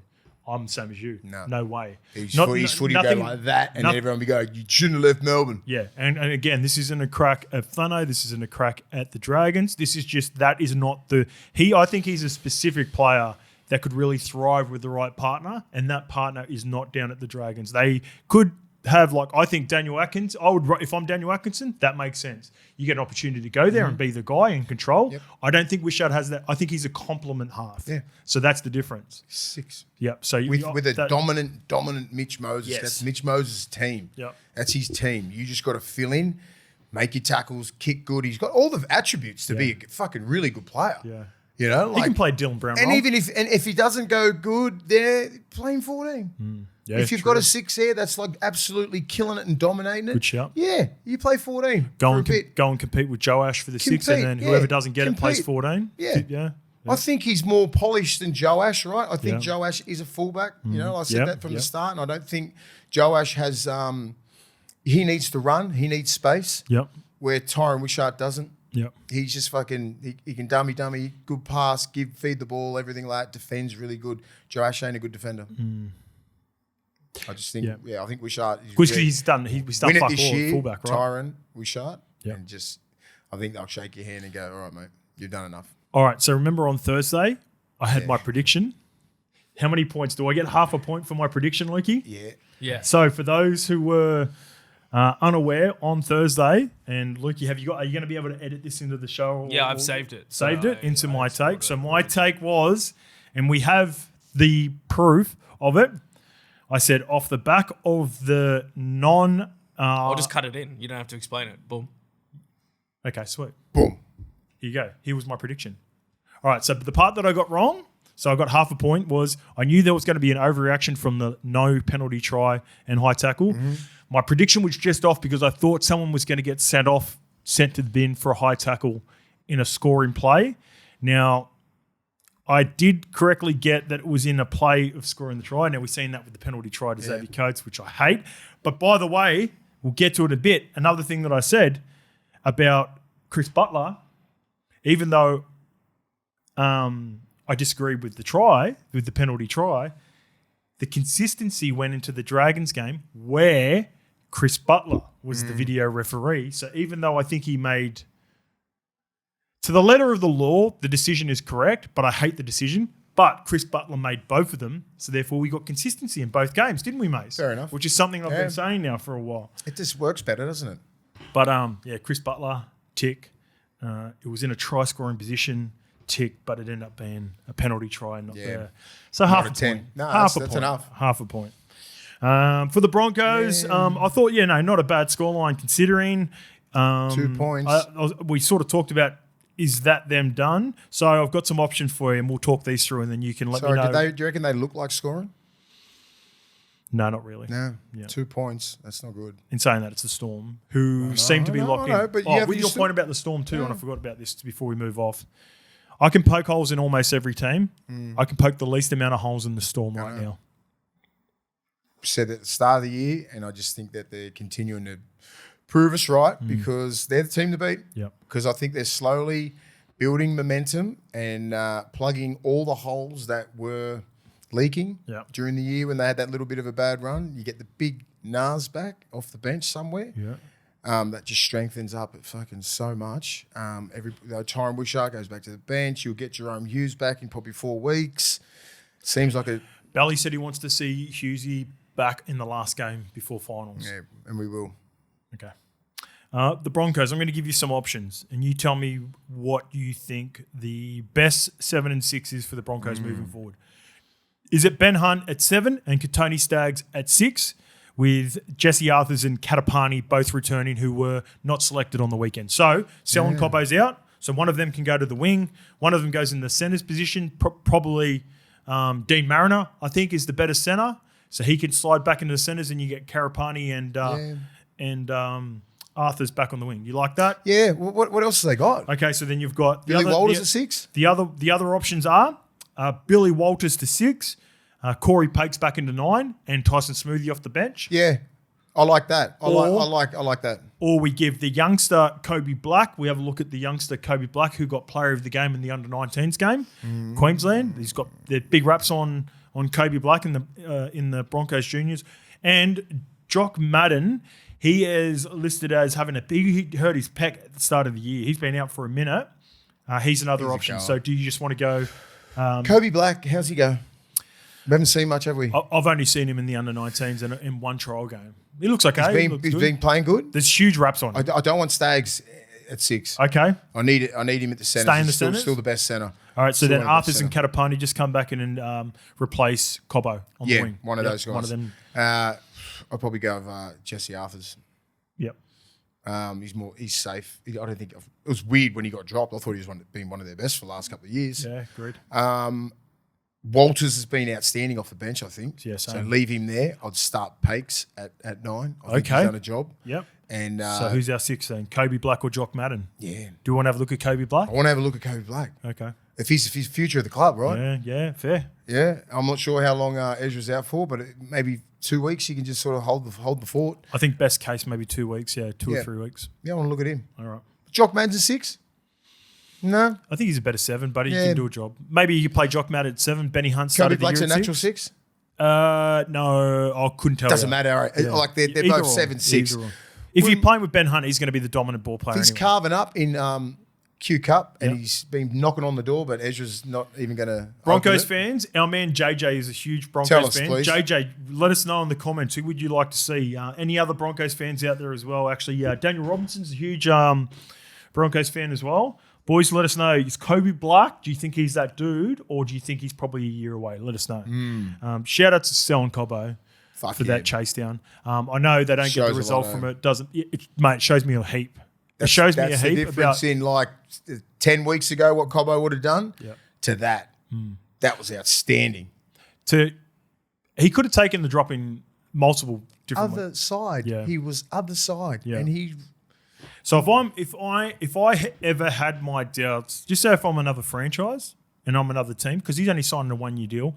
If I ever had any doubts about the attitude of Selwyn Cobbo, love of the game and all that shit. He's changed my opinion. He's changed my opinion in the last couple of weeks with the way he's handled the adversity. His actions. His He hasn't said anything. Yep. He just does it with a smile on his face. Yep. And he gets down to business. Still one of the premier wingers in the game. Still one of the funnest people to watch in the game. Everything that he was doing in that game, he was always finding his front. Tough carries. Yep. And they're all they'll line it up. Storm to try and get him. Always found his front. And hopefully he's not out for that much. No. Hopefully they will come back. He did right at the end as well. Yeah, it's just, and they're lucky that Ben Hunt could be a blessing of a signing. Yeah. Because he can get them to the promised land. Yeah. If Ezra and Cobbo comes back. Okay. All right, Panthers 48 defeat the Knights 12. I think the Panthers took out all of their frustration. Yep. When their integrity as a club, honestly, it was questioned and throughout the week. And even though the trainer's the one that fell on the sword for multiple misdemeanors by trainers, and I stand by it. I stand by what my take is. But I knew we were sitting there when I drove up the Hunter on Friday. We got there early. We do our pre-game show. When we start the call for a 6 o'clock game, we start at 3 p.m. for the pre-game show. Felt like the Panthers were there at like 4:30 out on the pitch. Got there early, drove up there. All of them were out on the field. They had this just steel about them. I reckon they would have stayed the night before. Yeah, maybe. Yeah, they usually do. Probably stay at the Wesley sub and then get there. Yeah. But yeah, they all went out on the pitch. They were all out there early. They looked super locked in, and yeah, I just knew Nath was going to have a Fucking huge dangerous game. team, mate. Yeah. That's scary. That team there. No Yowie. As I said, Lindsay Smith fit in. Easy. Pretty easy. He was the best on the field in the first half. Yeah. And then he wasn't even required He's in the got second. that. He didn't have to do like most of it. Geez. You know, Papali'i, outstanding. Yeah. I reckon he's Leota. been He was getting hammered at the start of the year. I mean, during that little, you know, when they were coming last, right? You know, Blaze was copping it, Papali'i was copping it, because they're new recruits. You know, the McLean was their copping best. it. No, but in the last 8 to 10 weeks, since all that sort of shit and they've been on their run, he's been outstanding. Yeah. Here's a shout out from Joe Burns. Hey up, lads. Question for the pod. Is Moses Leota the most underrated prop in the NRL? He has stood up this year for Penrith, even through the bad spell at the beginning of the season. He was brilliant. And then he also had a little bit more in depth about taking over from Fisher Harris. Hopefully see you in Headingley for the Ashes. God bless. How good's a God bless finish too? Always good. Yeah. I love Joe Burns, great shout. Moses has been awesome. I reckon the two most important members of the Penrith Panthers in the last or during this winning streak have been Moses Leota and Mitch Kenny. Yeah. We spoke about it during the Origin. I think all the guys that weren't in Origin come together and said, we are responsible to get us off this fucking bottom of the table where they were at the start of Origin. And I think Leota, Lindsay Smith, Liam Henry, the centers, McLean, and or everybody that was involved that weren't playing Origin are like, it's up to us. Yeah. They got the Warriors over there. They got the Dogs, and they haven't looked back. It's fucking scary. Yeah. They haven't lost a game since, have they? Nah, not since the last game. So I remember this at the time. I called a game with Peter Wallace, and he's the assistant coach for the Panthers. And apparently, Mitch Kenny got the team together after they got beaten by the Knights. Remember? That was bad. That was their last loss. Yeah. And so Mitch Kenny got him in after the game, and he basically said, "That's not Panthers standard. That's not what we're about." And then they haven't lost since. Yeah, because the young kids were getting pumped. Yeah. Alamotti's been dropped because Milky's taken his spot. McLean's been outstanding. Blaze has been outstanding. That's their left edge, which was doing nothing. You know, Garner's gone to another level. And their right side, I think Sorensen's back now, so that adds another dimension. Yeah, shout out to Garner. What are you going to do that? Garner's going to keep his spot because he's been outstanding. Yeah. Defensively, been outstanding. Yep. And you look at that right side, it's pretty much untouched. Yep. One of the best. The middles are really steeled down. They're going to be fucking hard to beat. This sucks. They can't win it without Yowie. I don't care how good Lindsay Smith played on the weekend. I just and how know good he is. Yowie will come back. Yeah. Unless he's had a Rico, he's coming back. Yeah, for sure. You know what I mean? Like, he's just going to have a bit of a rest, which is well-deserved. He's fucking banged out 260 of the best, probably missed about 2 games. You know what I mean? Origins, big campaigns, Australian campaigns, catches up. Yeah. So he's going to probably use this as a rest, get the rest of his body all right, and then go for another premiership. We were in the box. The 40-metre line for the Panthers was right in front of us. The whole first half, it was just played. The only time we've seen Newcastle Knights jerseys was when they kicking off after tries. 3 tackles, bang, suffocation. Like, I remember when I left the Dogs game at the start of the year against South, it's the same thing. The best teams just suffocate you with field possession and then eventually turn that into points. And then the reason we have the Bulldogs versus the Panthers game where we're all blown away is because it's back and forth, back and forth. There's suffocation back. The game's played between the 20s. The good teams play the game between the 40 and the goal line. And the good when it's an arm wrestle, it's 20-20s. And the way to beat those teams is a team like we're going to get onto next, like the Raiders, because they play very unconventional. Yeah. Offloads here and there. Can go either way though. Attack both. Well, I don't know, but I think they've really mastered it. Yeah, they have. If we spoke about this team last year or the year before, we're like, nah, they can't beat these guys. Yeah, they can now. They can because they value the ball and their completion rate is very high and they play a lot of footy at you and they defend like machines. And that 6 is a problem. Yeah, we'll get to him in a bit. Yeah, I just want to give the Knights a little. I've got nothing to say about the Knights. I like Jermaine McEwen, the back rower. The back rower. Yes. Yeah. The 11. Like outstanding. Best player on the field. So next year, I think. For the Knights. Yeah. Next year, Dylan Lucas will come back to that left edge position. I think he will take Kai Piss-Paul's spot over on the right. Easily. I hate the swan dive when you're down 30-10, though. Don't do it, kid. Don't do it. Don't do it. Someone like Ags needs to bring him in and says, mate, hey, just chill. That's all. You know, you get carried away and you score your try and everything. I get it. Just put the ball down, get back, get to the next set. Don't swan dive unless you're up 30. Mate, he stands out when you're watching games live because I like him. Even when he hit Nath, a couple of penalties on Nath were fucking so They soft. were bullshit. But he stands out because you can see when he carries the ball, he carries it with he tries to run through people. Yeah, I fucking love him. I've seen him come off the bench a couple of times. Yeah. I'm like, there's a player there. Yeah, there's a player there. Now he's got his starting spot. I'm not sure where he's from. If he's a Newcastle boy, or he's not. an Indigenous boy. Yeah, is he Indigenous? I swear he's an Islander boy. Ooh, I think he's Indigenous. Yeah, I think he's a young because let me have a look. Nah, he'd be half. I think. Let me let's. Could be a Willie Tongan breed. Okay, yeah, I reckon because he's Aboriginal fucking Tongan. Yeah, something like that. Right, or Fijian. Here we go. His background is Ewan grew up in sporting background. He played junior footy for Bloomfield Tigers after being an educational with Ewan as the young brother of Ewan, Eva McEwen. Super accent. Doesn't really say. Nothing? No. Let us know, Knights fans. Yeah. I think he's Indigenous with some sort of Polynesian. He's fucking because he's built. Yeah. And I think he's got. I saw a tattoo. It was Polynesian. Are you sure he doesn't have it on the pictures here? I don't know. Could be. I swear, yeah. Anyway, he's got Pacific Islander in him for sure. He's got Pacific Islander. Yeah. He's got He's got Polynesian in him. Yeah. You're right, Mace. He hails from a proud Samoan and in Aboriginal heritage. Yeah. From Okay. a sporting family with his Hybrid. sister Eva. Best McEwen, fucking day. Plays NRLW. Yeah. And she's represented. So when you're like that half Indigenous and Polynesian, fucking genetics are off its head. Very good genes for you know, like you got the footwork of a Willie Tonga and the strength of fucking Taumalolo and pace and fucking they're some of our best footballs.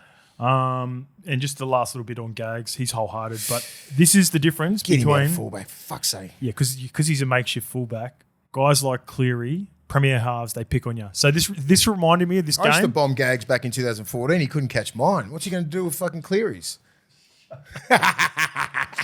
Love you, Gags. You know what this reminded me of? DCE just picking on Jesse Arthurs when Jesse Arthurs went back to fullback. Like if you have a premier half Cleary did it to Mansell. kicking, but this is fullback. This is guys that don't play there often, and then just positioning is so important, Mace. It's like even Carraz looked a little bit. He looked better this week.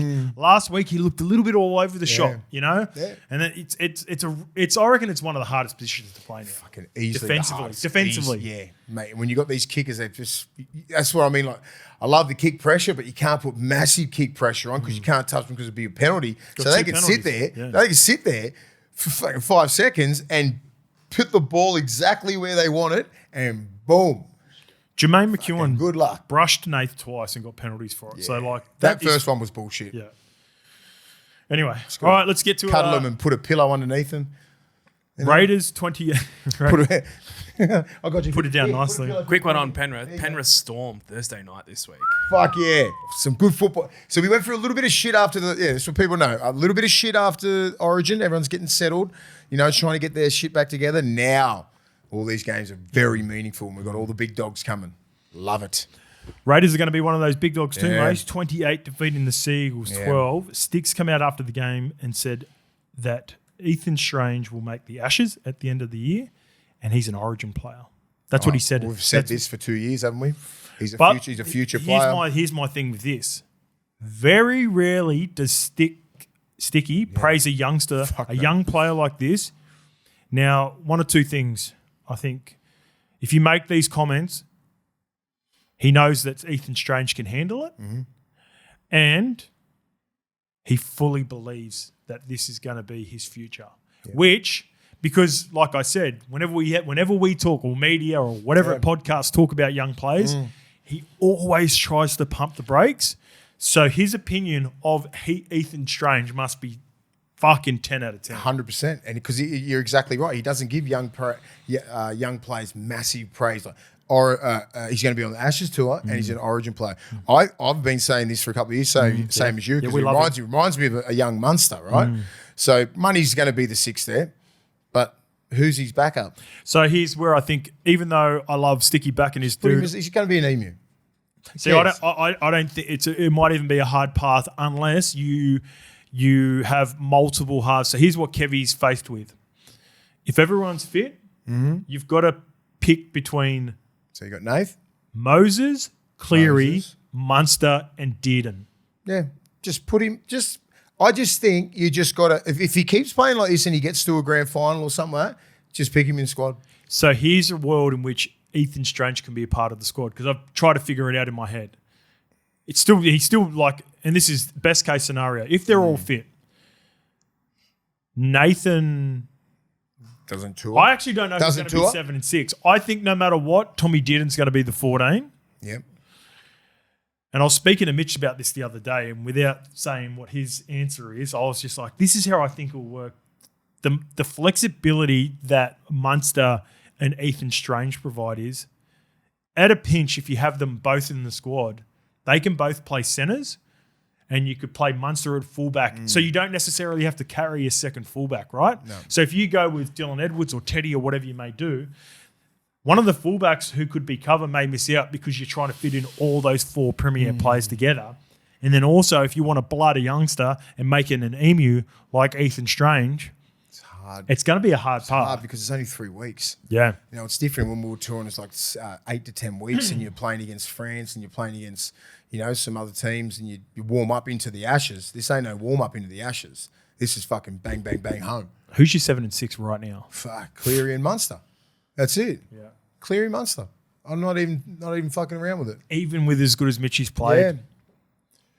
it's a tough one, eh, Lukey? What do you do with Cleary? Like, he's the best player in the game. But I know, And I love Moses. Hear me. I'm gonna ask the question on behalf of you guys because there will be people, and I believe there's no right. I believe there's only right answers. Does that make sense? Like it doesn't matter who you don't play. You've got an elite player no matter what. And Tommy Dearden was the Wally Lewis Medal winner. It's a and great problem to and have he's for not Australia. even and respectfully to Tommy, he's not even a part. I'm trying to figure out Munster, Cleary, and Moses because I know Tommy can play 14. Yeah. So Tommy, unfortunately, and So fortunately, can Munster. can be a 14. So can Munster. Moses fair. and Cleary can't play 14. Fair. Munster and this, So Moses starts or he's not part of the team. but you just got to have him in. As in, not part. He's 22. Not part of the 17. So what are they picking? 23 to go over 22. there? 22? And then you got to find a spot for Ethan Strange. Well, you just fucking find it. You know what I mean? If he's playing good enough, they'll force him in. I mean, it's great to hear that from, you know, Stick's just putting people on, he's just giving him some love so people understand, hey, this kid's the next man up. Like if he's not saying it, no one else is saying it. Sticks said it after Kevy said it on SEN last week. So Kevy was the one that floated it with Yeah, Flair. he did. He goes, oh, he could be something about the Ashes or something, wasn't it? And again, this is where relationships. So when Stick says these time. comments, He ain't it feels coming like from there's nowhere. it feels like there's been conversations. Yeah, Big time. So I reckon there's a way that's where I'm trying to find because when I was like, ooh, that's a big comment. Understand. And then Ricky I'm like, Stewart and where does Kevy he Walters fit? are friends. Yeah. So that's where I think Ethan Strange might play a hybrid centre halves. Would you be surprised if he Ethan doesn't Strange played even- back row or lock Even for if Australia? he doesn't even play, Would he's gonna be on that. you be surprised if Ethan Strange plays back row or lock He could at a play pinch? lock. He could play lock easy. Yeah. He's like a little Kurt Mann. I reckon he's the same size as Hudson Young. He's fucking big. You know, yeah, but it's good that they're giving him some love because he's knocking on the door. He's the next guy up. Wouldn't be surprised if he'll be the 6th for New South Wales next year. Him or Matt Burton. Yeah, Ethan Strange started in the centres in the NRL. 4 games. That left side, he's just untouchable on the left side now. Strange. Yeah. If you don't make the Australian team, and even if you do make the Australian team, you got rep footy in the New Zealand Māori at the start of the year too. Yeah. See you, brother. Come and play. Was he really? Yeah. Okay. He's a Māori descent. Yeah, I think it's his mum potentially. Okay. Yep. Because his sister Interesting. Jasmine played for the New Zealand Māori at the start of the year. Right. Okay. Huge matchup coming up for them. Not really much you can take out of this. I thought they were clearly more dominant than Manly. We'll get to Manly in a bit and some of the decisions that they need to make moving forward. But the Raiders have the bye. They kick the feet up with the bye this week. And then they play the Panthers. It feels like they haven't played a top 8 side in about 8 weeks. So it's like they've been having these games against Manly where they're like, they're the better team and they're going to win. And they just I feel like they want a big game. But like couple of years ago, they would have lost these games. Yeah, sure. That's the difference in the growth of these young players. They know how to win and they fucking stick to it, Yeah. stick to a game plan. This is why they're dangerous. Yeah. Because, this 2 years ago, they probably could have lost this one if they were in this position. Yeah, true. Now they're like, okay, get this done, get the bye, lock it in, and then go into that next game. Well, they might have even All won. guns blazing. They might have even won before they seen Jazz Tavanga doing the Viking Club with 35 minutes to go when you hit the lead by 2. Oh, come on. I love Jazzy. I love it. It was pretty funny, but I you've got to be winning. They were winning. They took the lead, and I love Jazz. Yeah, but But this is such a Jazz thing to yeah, do. And he's beat a Rats up. character, man. When you're playing, when you're down in Canberra with 35 minutes to go, and he does not give a shit, but don't hit the Viking clap. Ricky 100% seen it. Big Red fucking seen it. Mate, the whole crowd saw it. Tops. Everybody saw it. The only one who could get away with it was Mick Ennis because they won. It was at the end of the game. Yeah, no, you won, so you can Viking clap all you fucking want. You do not do that down there against that side. If the Raiders were dog shit, maybe you can get away with it. But they're not. They're the not. team. They're a Yeah. team. They are a team, and they would have taken that shit personally, and it's like, fuck. I watched and said, what are you doing, son? But fuck it. 18 Oh, well, unanswered it is after what the it is. Viking clap. 18 Hey, are unanswered. we blaming Jazz? No. Are we No. blaming the Jazz flute? No. I'm just saying it's just the Jazz thing to do. He was just on a said- tear after it as well on Yeah, I socials. know. Yeah. He's Yeah. first. Oh, mate, he was hitting him. I'll clap your mum's cheeks. Just like I clapped your mum's cheeks, I ended it there. Off. You know what? That was So- the fucking best comeback of all time. That guy he should just be like, his next one should have been the clapping of the hand. He's so funny. I seen love him. a comment. He's good. So when the rugby league player updates were coming out, I think that they did the worst and best player ratings. One of the pages that Oh, in the video game you're talking about? yes, I don't think I follow him. It wasn't someone that I follow. It might have just come up on my explore page, and the worst and best player ratings. And Jazz Tavanga was an 86, and it was like all the names, and there was like some that were like Eisenhuth was 89, which was he's retired now, by the way. Shout out to Tom Eisenhuth. Yeah. And then there was like a few guys were like, oh, that's a bit, too much. So Jazz was 86, and he wrote in the comments, am I too high or too low? That was when two of us and Shet got like an 86 or something in speed. Or footwork. Yeah. Footwork, and they put him on. So if anything, he's a 90. He's a 95 with footwork. Yeah. Jeez. Whoever did that was a fucking idiot. Fuck, he's funny. Stupid. And then Manly did a post the other day about burner accounts, and they said, who's got a burner account? And he goes, got one? he's like, I do, yeah. And he just goes on there and sprays people in the, gets in the I'm Manly forums and that. only here for the comments. So good. I'm in for the comments. Anyway, Jazzy, We love you, Jazz Flute. we've got to look after Jakey, don't we, mate? Jakey Travojevic. Yeah, mate. I called this after the Dragons game, and I understand that there's protocols, and I understand that if you pass them, you're right to play. No, not that. Enough's enough. No. Enough's enough. He needs to sit for the rest of the season, Shoulder Jakey. in the head, which was that brutal. His tackle tech was, what do you do? Like he's leaning in, he's fucking straight there, out. It was a late turn. I and- know it was a late turn, but like Jakey's tackle tech has always been spot on, right? Yeah. But I'm just like, you can't do that. You mate. got to protect Jakey from himself. He's too tough. He just goes too hard, Yeah. and he gets it wrong sometimes. And this is, you always watch Tom and Benny. Like Benny's not playing in this game, but Tom, anytime something happens to Jakey, Tommy comes screaming over, and then Jakey always tries to do it. I'm sweet. He comes good and goes, I'm sweet. Tom goes, fucking get off. Yeah, Get off. Who did you try and tackle? Who was it? Papa. Fuck, you got to pick your battles, mate. That guy's. But Jakey's a competitor. I know. He's trying to change momentum for the team. I understand. So here's my thing. Yeah. You got to protect Jakey from himself. Yeah, Jakey shouldn't play for the rest of the year. The season's done at Manly. I agree. Where are they sitting? Mate, I agree. They're currently sitting 10th on 24 points. But they won't think they're out. I know they won't, but they're done. The Roosters and Dolphins and Sharks are Sorry, and even if you do get in the top 8, you are not going to win it. That's where you got to look at it. You got to go, Jakey, have a couple of weeks off, mate. And he's been tackling like an absolute machine. Yeah. Like what he did to us at the start of the game, him and Lodgy, they've been going out on a mission.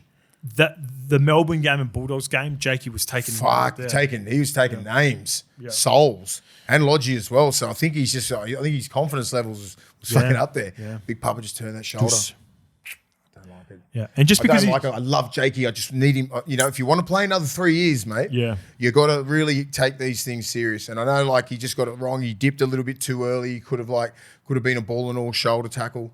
But dipped a little bit early, and Big Pup just leaned into that. You know, it's not getting hit with a fucking straight right, straight in the temple. Little bumpers. Oh, mate.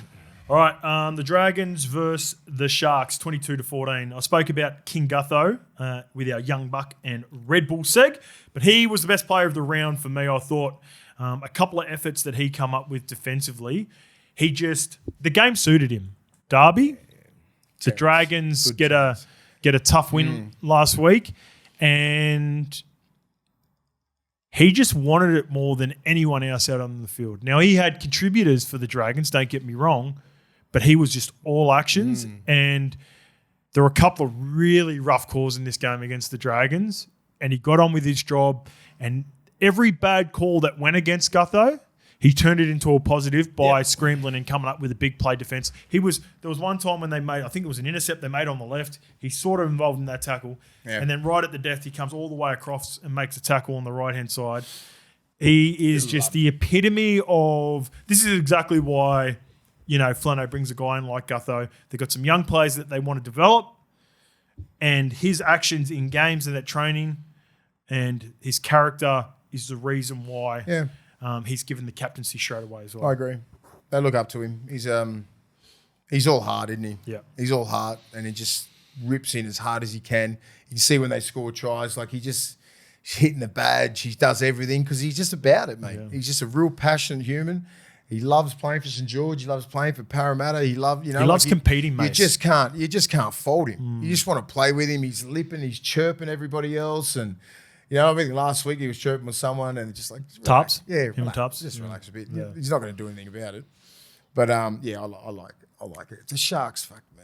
All right, no, just quickly, just on the Dragons. We're still saying the Dragons, but I'm just like the Sharks. Yeah, for fuck's sake. Flano of the Shane variety re-signed. He's there until 2028. Mm-hmm. They've got Daniel Atkinson on the way. Josh Kerr's coming back to the club. Oh, Curry's coming back. I think they're one more solid signing away with some of these young local juniors that Flano's debuted this year. So we talked about our man Buchanan, who got my young buck of the week. Mm-hmm. Stewart and Egan are the Gerringong juniors that are out. They'll be back. Egan's out for the season. You got the Couchman twins as well there. You've got Halangahu, who looks only 25. I love his body shape. Yeah. I love Loco Pacific Tonga. Mm-hmm. I think their frames are exactly what you're looking for in young Polynesian players, or whether a Polynesian or Aussie, it doesn't matter. There could be something there for the Dragons in a couple of years with some of these players, but I think they need fucking need some halves, mate. King Tongi's got talent. Now, if he can defend the way he did on the weekend and get that shit right, get your body in front, son. That's it. Atkinson, don't be in that. Don't be a little bit behind. Yeah, that's what he fucks up with. Yeah. Right? He just backs off. You got to be right next to him. It's a fucking chain. Yeah, and that comes from coaching. And obviously they're trying to coach him, but he just on the field, he just he doesn't have faith in the system there, and he is a key to that whole side defensively because he's a liability at the moment. Get your body in front. That's all you need to do because everybody's coming over to help. Your back rolls there. We got to fucking just put your body in front. The back rolls cleaning up. Yeah. You know, that's what they do. You know, you did that, I did that. We just, just put your body. We can't help you if you fucking are arms tackling and he's getting on your outside. Yeah. Or if you're in a pocket. Yeah, get in front, mate. And that's all he's got to do. He's got to understand that. He does that. He's attacking game and shit like he's fucking outstanding. So it's like, but defense is 50% of the game, young man. Get it right. If they can get, Val's out for the season. Moses looks like that didn't look good. Next year, going into next year. Yeah, Moses out for you know what King Tonga and Daniel Atkinson, when they kind of remind me of, or they could be a bit like Metcalf and Chanel Harris-Tavita. Atkinson 07. So he'll be going at flame. I reckon Atkinson will take over. I reckon Atkinson's got a bit of Luke Metcalf about him. Yeah. Unproven. Yeah, no, I get it. But potential. I've seen it. I've seen he's fast. Yeah. Attacks. Do you reckon? Kicking game. Could you see Atkinson and King Tonga playing a Luke Metcalf, Chanel Harris-Tavita type? Yeah. partnership. I just need King Tonga to fix his defence up because Atkinson's defence is not too bad. But that's good. That's a good problem to have. Their outside backs are good. Their forward pack is good. They just need to get those halves in sync and like really like know how to nail games. Yeah. They're always in good positions. They always get good field position and everything. They could be attacking a line for like 3 or 4 minutes and come up with nothing. Yeah. A shitty little kick at the end of the thing and 7 tackle set. Yeah. A lot of those. Yeah. You can't afford that because you got to think about your middles. Sharkies get us again. We predicted this. We were worried about it, weren't we? Yeah, fucking very worried. I was confident they were going to get the Dragons. So confident because I thought Nickera was going to hit those lines and I didn't think the young debutant was just going to fucking just put his body in front. King Tonga body in front. And that's awesome growth for St. George. To see that against one of the best right side attacking systems in the game, for them to control that and then skin them in attack, fuck. Good signs. Good signs. Good signs. One Bad thing- signs for Sharks. Bad- For fuck's sake. Yeah. What are you doing? You got to put these games to bed. Yeah. Now you're coming 7th. Yeah. So, and even though it was 22-14, they weren't even close. Well, they shouldn't have been close. Now, the Teague Wilton try, I hate it. Now, Chris Butler, like I said, he made the similar decision that he made on Xavier Coates on Thursday night, which is fair enough. Or Friday. Which one was the Thursday night game? Yeah, it was a Storm. Yeah, it feels like 3 weeks ago. To the letter of the law, it's probably the correct decision, but they've got to change it, Mace, because this wasn't why they brought in the rule. Now, if you have an attacking threat in the air like Xavier Coates, The penalty try? yeah, What the fuck was that? yeah. That's one of the worst things I've seen. So let me explain why I think the rule was brought in. Well, not I think. This is why the rule was brought in.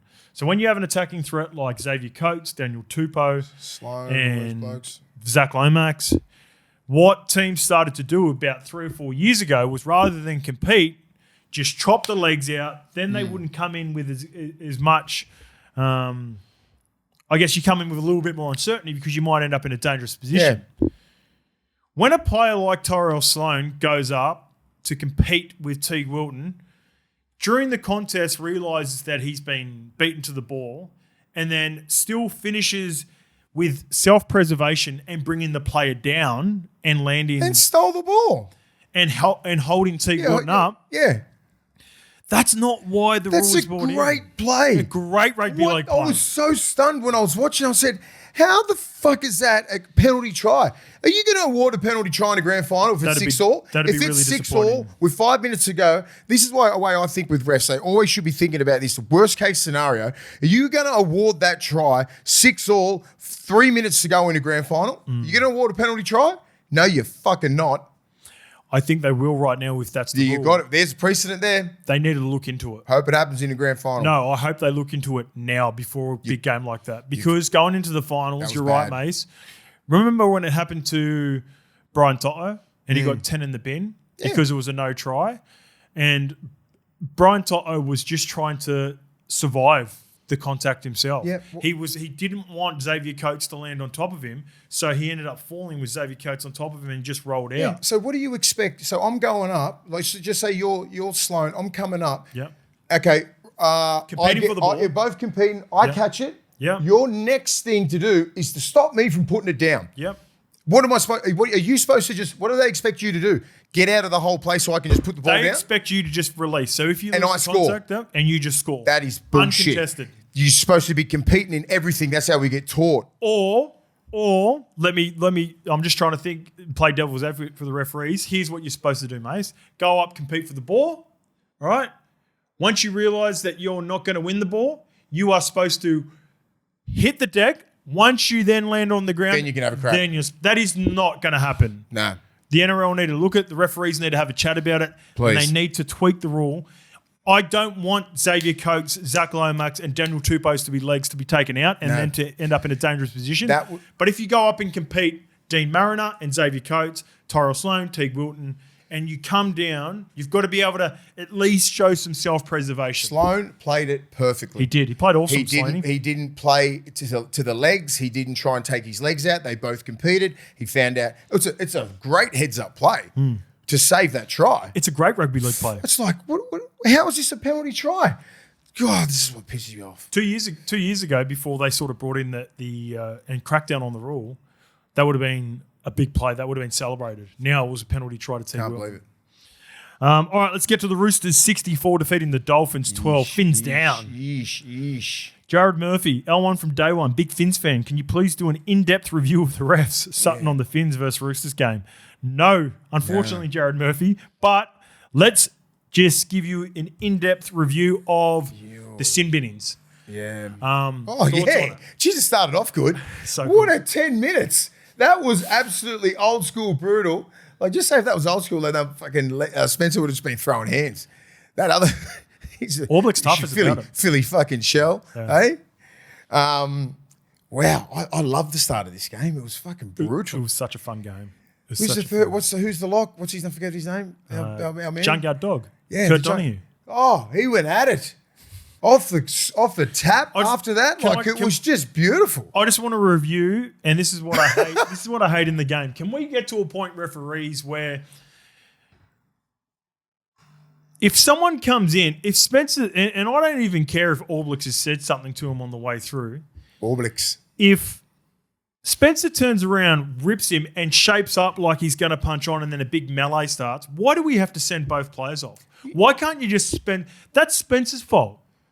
You know the rules are, like, just say if Spence threw one or Aublix threw one or Donahue threw one, you're getting 10 in the bin anyway. Yeah. Throw it. No, because then you can get suspended. Can you? Yeah. That's right. Yeah. But here's my thing, right? So Frankie Mullen and Nafahu White get done as well. Mm-hmm. Spencer he is the one, and there was no. In the end, there was no even punches thrown. It just turned into a big melee and pushing and shoving and shit.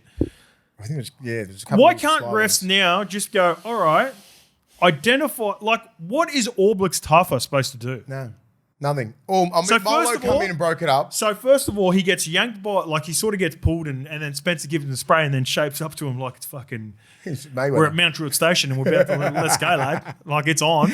So then he goes, Eshace, we're on, right? Bang, they're ready to go. And then he gets yanked by Nafahu White, and Aublix gets sent for like 10. Aublix did not deserve 10. And then neither Frankie did Molo comes Molo. over, looks it up. Back to your, I think you're going to get there. You just got to you got to send Spence, and then that's it. Spence 10 in the bin, go. You can't do that shit. Stop it. All the rest of the chaos is because of one man's actions. Settle down. Yeah. Go 10. Everyone Yeah. else is fine. Yeah. All they're doing is breaking up your shit. Spence was fired up. I love the way he started the game. It was fucking awesome. But when they scored that try, there was no need for him to have a crack at that kid again. It was already over. You scored a try, you win. You can lip him, right? Yes. You can give it to him as much as you want, but you don't Agreed. go up to him shaping up. Yeah. Like not in today's game. No, because that's Because you could just fucking like what's he supposed to do? Because if he doesn't shape up back, he's a pussy. Oh mate, You know what I mean? It's going to get to those levels where it's just like shape up, just walk away. Yeah. What are you going to do? But then everyone would, You just no, I don't reckon anyone call you a pussy because you can't do shit anyway. Listen, Mace, if you were watching that and Spence went through and shaped up to a young Aublix Torfa and then he didn't do anything back, you'd go, Almost he didn't want it. He didn't want it. No, but so Aublix is like, fuck that. So fuck that. I'm about it. Let's go. Yeah. And then like fucking everyone, like two gets sent to the bin, and then we'll get to the junkyard dog in a bit. Oh mate, he was on. But I'm like, and this is just, not a crack at Spencer, this specific example, and it happens so many times with multiple people or two people get sent. Mate, just get the guy who fucking started the melee, Francis. Yeah. Get him off, Yeah. and fucking let's get on with the game. Yep, there's no way it should have Fair been enough. 11 on 11. Yeah. Anyway, all right, huge win for the Chooks though. Great. So not only was it a 4-point swing, it was a 100-point swing on point differential Oh, shit, was with it? a team me that see. is 2 points in front of them, Mace. So now the Roosters and Dolphins are on 26 points. Going into this round, the Dolphins had a points differential of around 160. Obviously, the Roosters were like plus 10, plus 15. Yeah.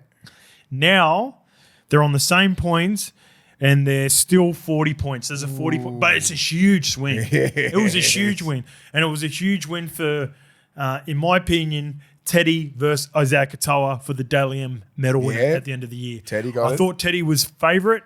I think Teddy's home now. Yeah, I think so. I think Teddy's home. I think it's his award. Four more games we got?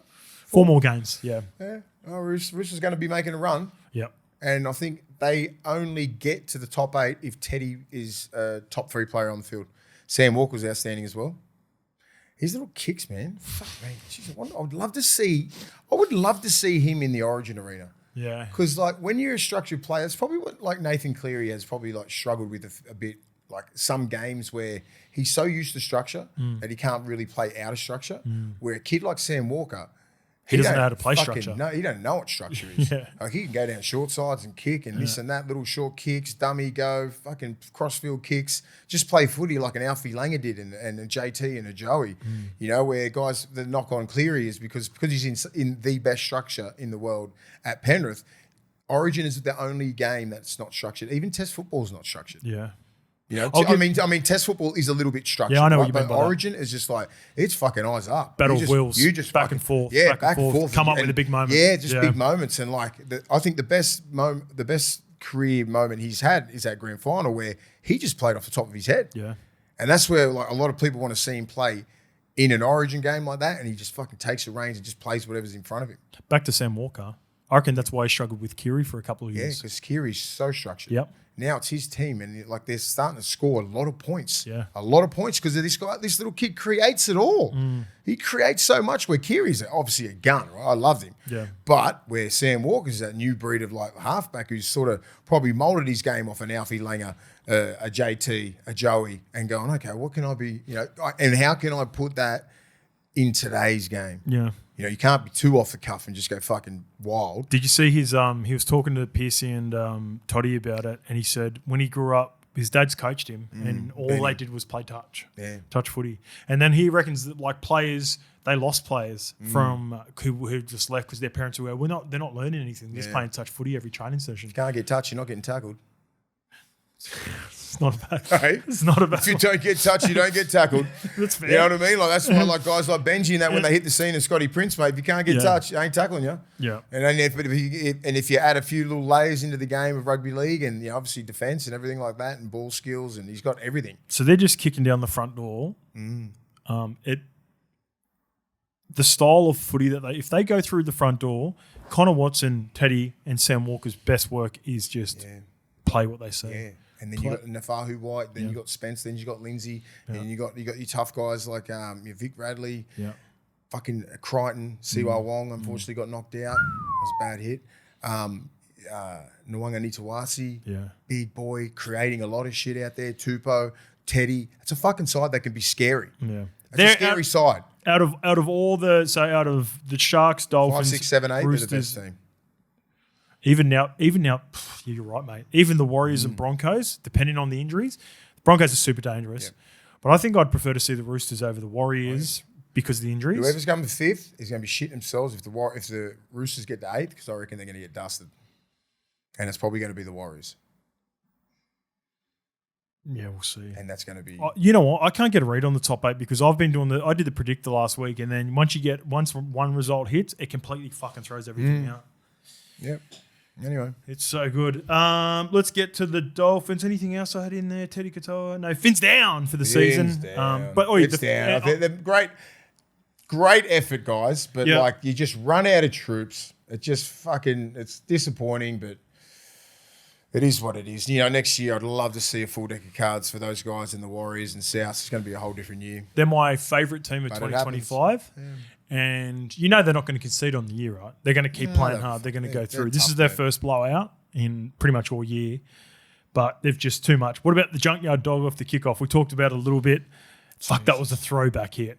I'm happy that no one got punished for it too. And it was, although I hate to see it from Siwa Wong. Yeah, it's just when you get deflected off that guy into that guy, it was just like, it was bad. Yeah.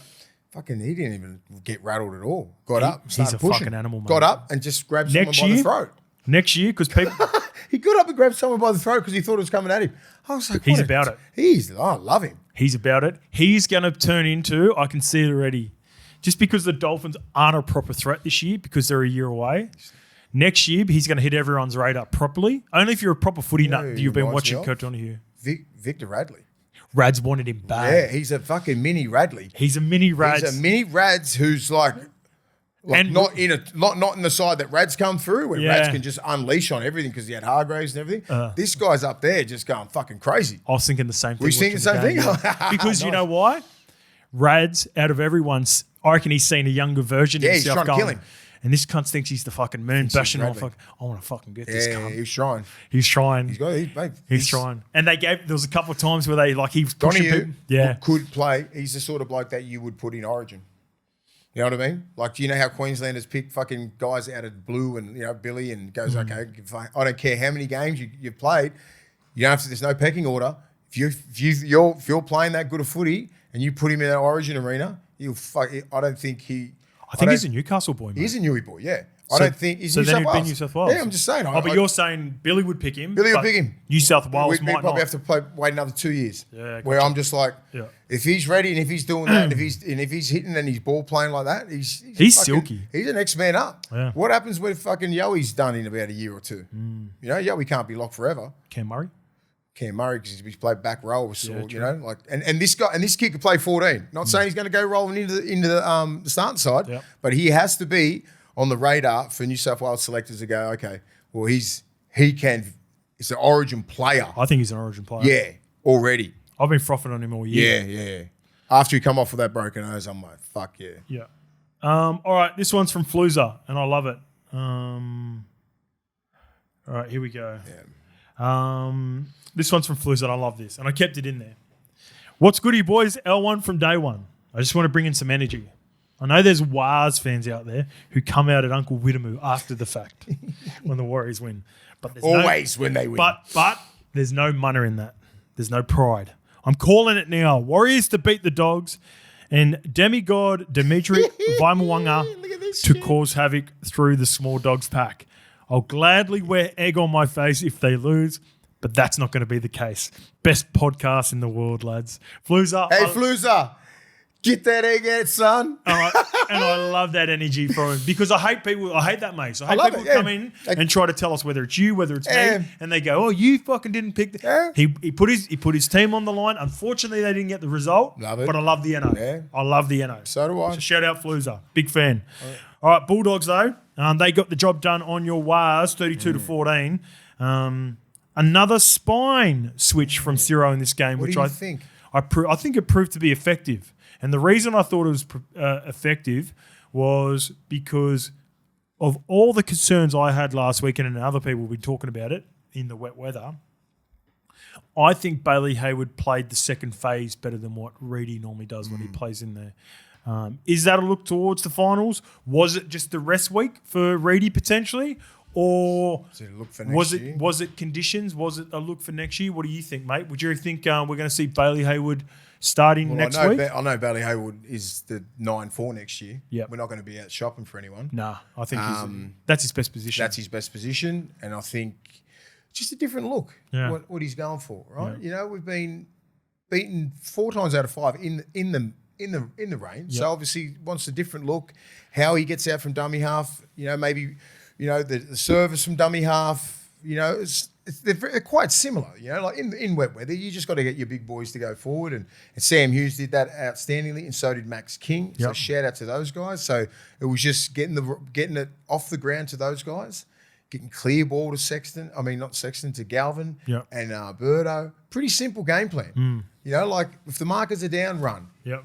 And I'm not saying that Reed Marnie couldn't have done that job, but it's just a different look. It's a different look, It's isn't a it? different look. And, Reed Marnie is, you sort of know what he's going to do every week, right? So opposition wouldn't know what Bailey Hayward's going to do if we start him at 9. Because we usually go, okay, as much tape on Bailey, him. go on it at 13. Yeah. And he's usually first receiver or second receiver playing out the back where he can play 7. He's got the skill set to play 13, but he can play 9 as well. So it was just a different look. He defends really good. Yeah. I His think line it was speed's just really good. Yeah. Similar to Reedy's. He's a very good leader. He's very vocal. If you watch him close, he's always talking. He's always communicating. Runs at the right time. Passes at the right time. And I think that's what Ciro likes. Yeah, I think he's. I'm not saying that Marnie couldn't have done that job. Yeah. But we looked pretty good. Yeah, looked pretty good. It was the second phase that we were talking about, and I love that you doubled down on it. And it felt like it was discussed. People don't think we can do it.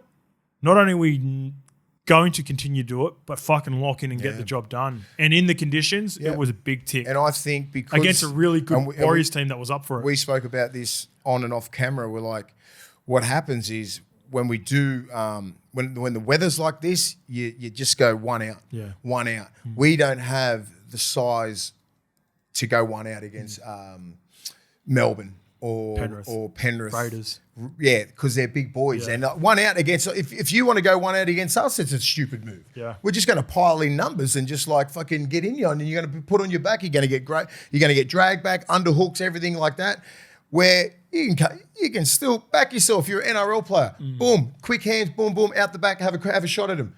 Have faith in the system and your skill set to fucking catch the ball. Yeah. And secure the ball. Have discipline. You know, have pride in that, and play football all the time. We played dry weather football in wet weather, and that's what fucking got the Warriors, because they wanted to bunker down and go one out. Well, they expected you guys to and they bunker expected down. us, but you know, Max King getting a wide ball, passing it, and boom, out the back, and next minute Critter's got the ball. Next minute, you know, Carraz is getting the ball. Like Cherry's coming off an inside, drifting around. We were playing footy. We didn't do we changed it up. You know, and we doubled down on it. So double down is the word. Fuck us. You think we're going to play one out? Yeah. Good luck. So next time we play in the rain. You learn from your mistakes. Yeah. And that's what great coaches do. Fair. And that's what players do. Yep. We can't go out there against the Warriors and play one out. It's dumb. Yeah, that's against true. anyone. Yeah. We did it against the Tigers and got dusted. It doesn't matter what size pack you got. You go one out, you're going to get hit by the markers, hit from A, B, and C, and put on your back and dragged all the way back. Carraz looked good. Carraz looked good. Yep. Yeah, like so much better in game 2 than he is. I thought they might have even flirted with putting Critter back there full time, but except for that, you know, the last little try to RTS at the death, he was pretty clean. Yeah, and a couple of ones where there was like the try for the winger. I'm escaping me from Jeffro. Newcastle. No, the other one. No, this Jeffro. Who for? Who are you talking about? Fuck, your winger on the right edge winger from Newcastle that just arrived this year. It's so annoying. What's he? Oh, Tuala. Nari Tuala. Yeah, he played good Him and Jesse Arthurs look the same. Yeah, they do. But I think I thought Jeffro was good. I think Connor Tracy is a big miss. Yeah, fucking because the way that we come out of yardage, it's all like, you know, we love Carraz coming out in the middle of the field, right? So it's just or on the right side of the field or wherever they kick. Right? When you kick down, straight down Carraz's throat, he's running straight at like 10 blokes. He's not really doing that much, and there's no one behind him to throw the ball. So he can't offload, so it takes that out of his game. So, but when he plays on the wing, and you got Cherry and all these other blokes, and you know he can skip across, get in tackles, late offload, and then it goes from there, and have another shift where Carraz has to just take the meters, like Connor Tracy does.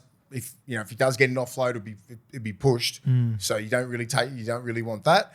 Just play football. Next one gets on that. And then get to your kick, and then just beat him into submission. Yeah, when Carraz thinks run first, he's so much more dangerous. That's all he's got to do. Yeah, because he was really good against the Manly with second phase, and then I think maybe he got that in his head. He was playing wing. Yeah, right. Where Connor Tracy just takes those meters. Yeah, fair. You know, like he takes the meters. He takes all the meters he can. He skips over sometimes to Carraz and Cherry. And they play down those like that left side. Like they play a lot of footy. So a lot of footy in Connor Tracy. Yeah.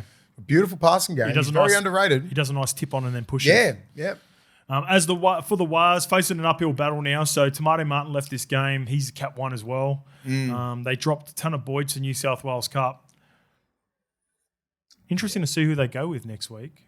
Do they just bring Tanner Boyd up? Yeah. Unless they want to blood some young kid. There's still there's a young kid with a really famous last name playing New South Wales Cup right now. Do you reckon he gets a game soon? No, I think so. I think you might as well. I mean, no disrespect they're not falling out of the 8, these guys, are they? Ooh. No, they shouldn't. They shouldn't. So they're going to be in the finals. Yeah. So you don't know what you got there. Jets, he's a player. Do you reckon it's pressure-free football for Jets? Yes. You're playing with house money. Well, we're not expecting the Warriors to win the comp. I would expect more if they had a full deck of cards, right? right, But right now, I'm just like, look, you fucking had a great season. Yep. You've had a great season. Now let's just see. You might have something in this little jet. Is there any risk in playing him this year and just old is saving it he? for next How year? old is he? Wait until you get the full deck of cards back? How old is he? 19. Little baby, eh? Do you play him against the Titans in 2 I rounds? fucking do. Well, no, here's the thing. If you think he's ready this year, then you play him straight away. I'd If you play him think now. he's a year away and you don't want to fuck his progress, and that's why Ivan would have sent him to Webby to make sure that he makes the best possible Webby will know. decision for the future of Jet Physically, Cleary. if he's up to it, right? He's only played like a half a dozen New South Wales Cup I know. games. But That team keeps Huh? winning. Yeah, they keep I winning. know. I'm just saying, like, if he's physically up to it and he's dominating reserve grade, not just making, not just being part of the team and they're winning, he's dominating reserve grade, right? Because it's a big jump. So if Webby knows that he's doing that and he's doing everything right, he kicks good, his defense is good, and he's not going to get brought up and get absolutely bashed, and like it'll rattle him. So it can rattle some young kids. Yeah. That's what coaching is. And If he's not ready, don't play him. Bring Tanner Boyd up. He's a vet. Yeah. He's a good I think backup. that's the play. He's a good backup. You don't want to waste. You don't think because he's got the last name Cleary, he's going to come up and just go, fucking just take you to the promised land. Yeah. Like, That's a no. sensible play, Tanner Boyd. Yeah, It's a sensible It's a safe bet. Tell you what wasn't the safe bet, and I didn't like it. I thought Sam Healy was their best against the Dolphins, and Webby. I very rarely disagree with Webby. Starting Freddie Lussick in this game, Sam Healy looked like he come on and had an immediate impact. I know he gets a little scrappy try, but he just offers more. I thought that was Ethan that he come off the bench. Yeah, it was. Yeah. I didn't understand it. I just thought, I don't know. I don't know what they did with their maybe bench, defensively. Their bench was maybe I missed something defensively. Defense good. Yeah. But he offers a lot more, and what they need to do is score points. Yeah. Warriors it's hard when sucks, Tamati man. Martin goes down. Is he done for the year? You reckon? He's cap 1, so he's done for 11 days. Yeah, sorry. Yeah. So he that was a missed hard 2 one. weeks. All right, this one comes from Jake Sutcliffe. Lads, it is written in the stars for AJ to break the record and add another chapter to the book of feuds. He is now 4 tries away. From getting the Don? Oh, no, AJ. I thought you meant Alejandro Brimson. Oh, yeah, no. Yeah, sorry. Getting the dog. How good. That was so good. That's the only reason why I was watching this game. They've got, I think, 2 games of bye and then finish with the Roosters. God, Trell Mitt. If Trell Mitt plays, he gets the record. We'll get to Trell Mitt in a bit. So they've got the bye. No, when do they got? So who have they got? Can he sneak one against the Eels this week? Yeah. Against Zach Lomax? If Trell Mitt plays every game for the end of the year, he's going to get the record, I reckon, against the Roosters. And that would be fucking outstanding. You know what I mean? At Allianz. Is it Allianz? Please be at Allianz. It is. It's at Allianz. I might want to go to that game. Friday, 8 p.m. game at Allianz. No, and that could be, the Rabbitohs could be in a position to knock the Roosters out of the top 8. Yep, and they'll probably try and do it to the best of their ability. Okay, let's get to trolling Mitt. Yeah, so man. I got a little text message for you, Lukey. Got a little text message here for a little clip. So Trell Mitt was 50-50 last week. He was going to come to the golf day because he's part of our golf day at the end of the year. And I was messaging him the week before. And I said, mate, hey, just checking in. Hey, traveling, I've got a golf game next week if you're free. He goes, I have to check, bro, because we're training on that day with the team. But if I'm out, then it's a day off. So I'll let you know. So, Mace, I texted him on, what is it? I think it was Tuesday, just trying to confirm for the, how I played golf with Mitch and that Thursday morning. I texted him on Tuesday. Where is it? And I saved this before. I go, any luck, brother? Question mark. He goes, nah, my brah. Wayne needs me this week. Trelly Mitt. He is back. Me. I fucking love it.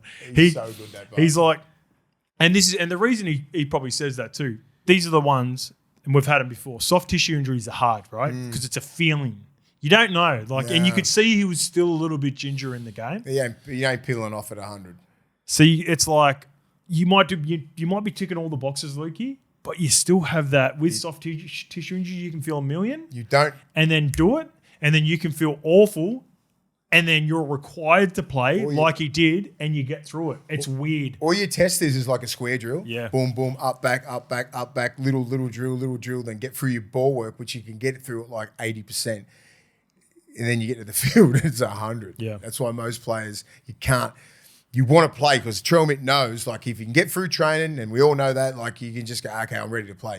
They won't even question you when you're in his position. Yeah. Right? So I'm ready to play. Sweet. Done. You're in. When you factor that all in, and the one that I was worried about, the game winner at the end to jump up, compete, flick it out the back to AJ.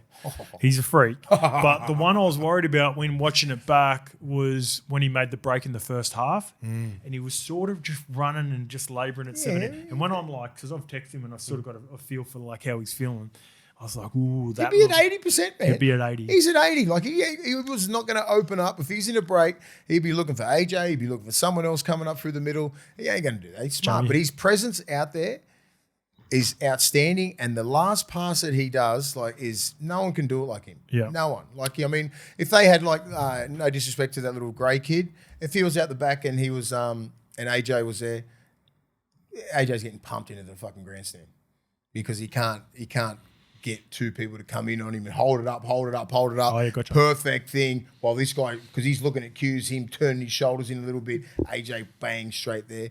And, you know, if it's another fullback, they don't know how to do that because Okay. his skill set is so high. I fully agree with all that. And I now view Latrell, though, this year is the same as I view Turbo. He is too important not to be playing week in, week out. Latrell's best position for not only him and the rest of the team is fullback. Yeah. He needs to play Fullback, centres. yeah. Okay. He needs to play centres for the rest of the year because his presence is way more important. So, like, it doesn't matter if your best position's fullback if you're not out on the field. But I reckon, like, just say not attack at fullback in the red zone. Do you know what I mean? Yeah. But they have someone else at the back. But I need, because the shape that he has in the red zone being out the back Yeah, I is know. the, I know is what the you mean most by that. dangerous, right? So you can really fuck with that. But that's what Turbo was doing. He was Yeah, he was do- playing centres and then coming in and do having- that. Yeah. Do it like that. So he's not on his bike catching and then like a 20, 30 meter fucking run. You don't need that. Exactly what I've been saying. Everything I've been saying about Turbo, it's now the same way as I view Latrell. I'm watching that game. That not only do they not get close, they get blown out without Latrell. Yeah. They were Titans Totally agree. beaten by a big scoreline. The play, and this is like the play on Jaden Campbell at the start of. If that was at the end of the game, it's even crazy. But it was Jaden Campbell was about to stroll over. That was a huge play, and he's a big he has big moments in games, and I love him. Put and- it down, And son. I love seeing Turbo and Latrell at fullback, but you need to be out on the field for your team. And Turbo's had injuries. Latrell's had injuries. They just need to be, but their presence, their energy, and I know Turbo's been moved to fullback recently. I'd love him to go back to the centres, and I'd love to finish the year. And now I want Latrell to stay there. Jai Gray, you do the job in kick returns. Yeah, we might swap you a little bit in fullback and good ball, but he can still have a nice touch and come up with big plays in the centres. I agree. I think it's Totally agree. if I was and the difference is I think maybe Wayne's identified that as well, and it's easier coming from Wayne than it is from Siebes, right? Yeah. So if you're Latrell and Uncle Wayne says I don't think Latrell would be that upset with that. Just get into good ball. I think Latrell just wants to play Yeah. because he's missed heaps of footy as well. You know, and if he like obviously got through the game, if he feels that he can still be at fullback and get the ball up and all that kind of stuff and not be able to like re-injure, you know, like I think he'll play fullback. I disagree. Oh, why? Sorry, You don't think? I would take that away from him. Yeah, the same yeah, way I take okay. away from Turbo. Yeah. I can't be a hypocrite with something that's No, about no, Turbo I'm just saying, like- and not think the same with. I don't care if you feel a hungy. I don't care if you finish a game playing fullback. Your data and over the last couple of years, you've missed games with different injuries. Yeah. I need you on the field, Latrell. Yeah. I need you on the field, Turbo. I don't care about your kick returns. Go, give me at least half a season, finish off the season or 6 games, finish off strong, be a presence out there for your team. And then next year, full preseason, whatever, if you want to start with them at fullback, go and do it. But Take just whole fullback game. yeah. They're at a high. It's- They're at the maximum all the time. they are, fullbacks. mate. They are. And especially with Well, power yeah. athletes, So you got to credit guys like Teddy and that. Just fucking. freak, but different body shapes.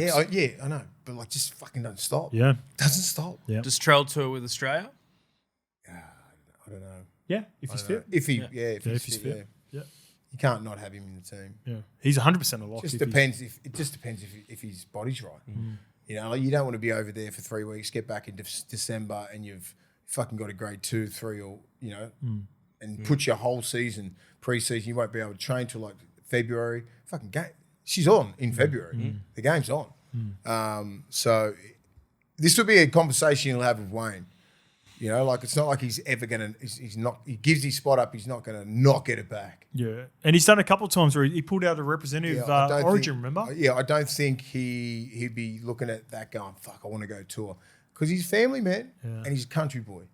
He would rather have 3 weeks Taree on his farm cruising around than 3 weeks in the north of England fucking freezing cold. But we would. I know that. But it's different. Trell's built different, mate. Like he's like, you know, like he loves to play Origin, he wants to play finals, and it's like, okay, well, this year he'll probably give it all up so we can have a whole fucking another preseason. We'll see. We'll have a beer for him while we're in the north of England. Yeah. Sure will. Get on. Good to see the cheese back. Weird story getting pulled up at the airport on the way out. What's going on there? There's not much to it in the article. Absolutely nothing, is there? That's Yeah. a load of shit. Well, we'll see what happens. I Come don't know on. what. No, you don't get pulled up for nothing. Just for All I care about is I want to see Cheese with everything that's been said about him off field. yeah, I just want to see Cheese playing footy again. yeah. Be I happy. just want to, He's a mate. It character, was I good love to him. see. Like he brought a real energy to him on yesterday as well. He's a real character of the game. Whatever has sort of plagued him, whether it's true or not true, just let's just get back on the field and just. I just want to see because I think he's got a Another 5 years in him, easy. mate, and he can be. There's a little combination of. Can you just reply to Fozzy for us, please? He's just asking about our chat after this. So we're done him with and our 5 minutes. Mamazoulis? Not Mamazoulis. No. Yeah, Mamazoulis. But also the body shapes. I'm talking about him, Cam Murray, and our man Lachlan Hubler. Yeah, little nuggets. Hubner's having a good season. Yeah, just he's little good. nuggets through the middle. Fucking tackle Little hard. small Hits ball. hard, mate. Cam Murray's going to come back on a revenge tour. Did you see Hubner get knocked out, but then play it off, trying to play it off like he's got a shoulder injury? Please. Sorry, should I push it 10? No, we'll be done in 5 minutes. Okay. We're speaking about his Titans in a bit. Maybe should we get him in for the last bit of the Titans? Well, I want to talk about Tino and my prediction a few weeks ago. Oh, okay, all right. Well, yeah, we've got the Eels versus Cowboys. Yeah, tell Fozzy 1:15. I'm already on the Tino, don't worry. Ask if he can do 1:15. But yeah, so I think there'll be a nice little rotation. Mamazoulis, Cheese. Still got the little nugget in Havili too. I don't know if Havili's resigned, but yeah. For the Titans, Yeah. Don't know. too tough now. Yeah, it's just too much. Yeah, They had a lot. They had a lot. Both had a lot to play for. yeah. It's like they didn't look like winning. No, the game was Weird. close. It's sort of Yeah. weird. I was just like, what's going on here? I said, South's going to win this. Like, just I because- always anticipated it being a hard game for them because they'd been up. They had the high of beating the Warriors, and they week. should have had the high of beating the Panthers. last week really hit them. I reckon. It- I don't think they could play any better for that half, No. and then it got taken away. And then you're going up against a Rabbitohs team that you expected to win, but you're on the same points as them, and they're thereabouts, and they got all this pressure. As soon as Latrell got named, I reckon they would have went, oh fucking hell. Yeah. You know, like one of those guys. It's like when you're in under 12. It's like, Yeah. shit, the big guy's playing. Yeah. He's going to carve us up. He's going to carve us up, and he's not going to play if he's not all the way like recovered. You know, he's probably about 85%. That's good enough for him to carve anyone up. Yeah. But Titans, Bit of a hangover too, I Yeah. reckon. who wants, and then they, the little things like, Wayne Bennett. You don't want to get Wayne Bennett a spoon. Yeah. You don't want to be part of Do you that. reckon the game's any different if Jaden Campbell scores that try at the start too? Oh yeah, yeah. Oh, that was bad. Just got to put it down, JC. Fuck's it. Yeah, just gotta as soon put as it you see it, bang. Like I know you're going to kick the goal, but you're only coming in 3 meters. Yeah. It wasn't like you were coming from the wing. To be fair to JC, Latrell come from absolutely I didn't know nowhere. where he come from. Like to get from where Latrell got from, I was like, man, he's got to put the ball down. I'm like, fuck, that was a huge effort. Yeah, where'd he come from? Center, left center, 2 men in. Just put it down, son. Yeah. That's bad. Oh no, it could have changed, but I don't know. I just think the love that the South Sydney have for Wayne, they do not want him to get the spoon. Yeah. So you can't. You cannot. What's his name? I like De Groot. Yeah, De Groot. I like He goes Fermor. right. I like Jolliffe. I like Randall. Needs a couple of pre-seasons. This is what I'm talking about with the maturation thing. Where De Groot needs probably about, I think he's young. Yeah. Probably about 2 or 3 pre-seasons. Yeah. Muscle up a little bit. And he'll be a lot more effective on his play twos. There's so much to like in that Because you team. can fucking ruin him. Yeah. Because he's a slender. He's tall. He's not much of him. He's So much talent he's a in that goer. team. He's a goer. Brian Kelly, like all these gone. guys, like imagine all the little mini line breaks that they had, like Pereira and all that kind of stuff. Fafita with that beautiful ball. They can play footy. Eels 19 defeat the Cowboys 18. It was a good game, this one. I'll give you my little bit playing golf, and there, you get an opportunity to play with players. You only say things that you feel like you get given the all clear to say. Lukey, they absolutely love Rolls. They couldn't and it was genuine too. Yeah. Like if just say for example, if you're around players, and you're in a position of media or even podcasting, sometimes it feels like you chat to a player, he's feeding you stuff that they were just speaking authentically and genuine about what Rolsey is trying to build. And I just took it as I was fuck, blown away by Feels how much. like what Ciro did 3 years ago. Yeah. That's what it feels like. Yeah. He's like trying, and probably Rolsey's a little bit ahead because look how good Parramatta's gone. Yeah. We come second last that year. And they're Very Bulldogsy, like even the Simonson situation, all that sort of I stuff. like Simonson, I Bob. like Bailey A. I get it with all the other guys, but I'm not sure about Simonson. Fuck, he'd be a good pickup. Yeah. He's good. I Yeah. thought he was coming good at the end, like before the injury or suspension or whatever he got. Yeah. But geez, I understand the frustrations too for Bailey, right? He fully appreciates, all right, just say if Sean Russell had surpassed him, and that's fair enough. Sean Russell was playing awesome. I think he's frustrated that Dylan Brown wasn't playing 7 or 6, but then once Sean Russell's out, he's been jumped by Dylan Brown. That would be frustrating. something. So for me, I don't think it's, I don't think it is Mace. I think Riles has looked just at it. fuck doesn't want him in the team. I think he's looked at it and gone, this guy is our maybe backup winger or centre, and Or maybe he's a starter somewhere else. maybe he's a starter somewhere else. And I think he's been ruthless. I think Cam was ruthless with Yeah. Phil and made some ruthless decisions on getting rid of people I think he's. or not re-signing I people. think Rolsey's just gone. Look, mate, you're second, third on the depth chart. You could be a starter somewhere. Go. Hopefully, it's ended up like that, and not like we don't want you. You don't fit our culture. I feel like it's going to get ugly. you I feel reckon? like it's ugly, yeah. How many They've given years him a has he got leave to of go? absence. They've given him a leave of absence. Wow. You don't want that. So he must have gone in blown up about it, which is fair too. I'd be frustrated if I was him and in his like. He He's could, mate. yeah. How many teams could he? I could find a space for him in North Queensland Cowboys. Cowboys. Well, he Somewhere. was gonna sign at the Cowboys last year before St he. George. I could find a spot for him in St George. Shout out to Luciano Leilua as well. Lost. We were always on him about his Yeah. You being said he needed to drop a overweight, couple. and he's dropped a couple. But he needs to start the season off like that. Like he's gotten fitter and fitter and fitter. Like I'm not sure what he does in pre-seasons, but like he needs every year that he had up in at the Tigers and then after Cowboys when he was outstanding, he looked like that. Fuck, mate, there's got to be things in his contract for weight and skin folds for old Lucci because he's an outstanding player. Yeah, skillful. Fucking everything everything comes off him on that left edge. But back to Simonson, fuck. I was shocked because I thought he come a long way. Yeah. What about this game, mate?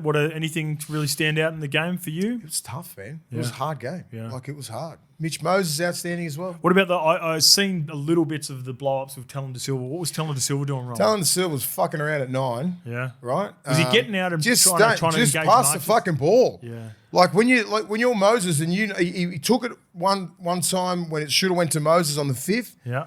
Like he went and went by himself. Yeah. This is, I think, when they were behind. Yeah. Fucking copped it then. Yeah. Big time. 'Cause I think he just got on. Yeah.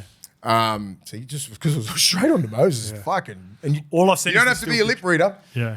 And then, One of them was a dive too, wasn't Yeah. it? He sort of went down, and went like. oh, grabbed so his that head. was that. So that was without the ball, I think. Another time, like he just picked it up and got hit Bad down. service. Yeah. Got hit down, then they got the ball again. Oh, wow. Yeah. You know, Just like it the was, sort of a turnover and they still got the ball. he just doesn't want fucking players picking it up and trying to engage markers. fuck, you just got to from the ground. Yeah. And Talon Silver's like supposed to be the next guy up, right? Yeah, He's signed yeah. for 4 fucking years. Yeah.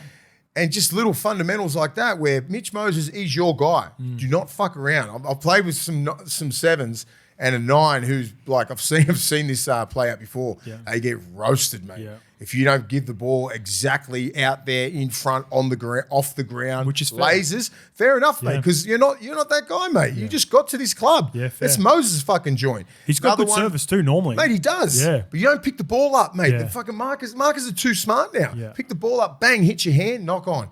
Another time he got hit in the head and then he did nothing and then he went, oh, and they said, get up. You know what I mean? Like he sort of faked it and I said, little Moses things blew like up at him. Moses just fucking ripped him. Yeah. Yeah, good. Absolutely, yeah. And well deserved and I like it. all deserved. Yeah, okay, All sweet. deserved. And I've seen players cop a lot more. Yep. You know, like it's just you just gotta in situations like that, because the game was really tight. It was tight, and they were down their end. They were trying to score. They were trying to win the game. I think they were behind at this time, right? I missed it. Oh, only yeah, I watched think the they were highlights. behind, so they're trying to fucking score. And this kid comes off the bench Gotcha. and starts to, run his own race. Great lesson for Talon. You can learn lessons the hard way. Fucking oath, you won't do it again. Yeah, fucking oath. Because there was a couple of little things there. It was just like, What about the Cowboys? The close thereabouts? Were yeah, they were right. Taumalola was outstanding. Again? Taumalola was told outstanding. ya. He's third. Yeah, he's this. You know, we know what he can do. He's spiritual leader. Like a fucking Cohen Hess beast. Yeah. Ruben Cotter. Everybody. Absolute animals. They always play Did- better when Jason's in the did. team. Yeah, I know. Yeah, we know. But like, did and everyone just went off. Jeez, it was good. And even old mate Jack fucking our boy Williams. Jack Williams. You went love Jack hard. Williams, Yeah, eh? he went. Fuck, he played good. I think if he pushed for a Blues jersey next year. I love that.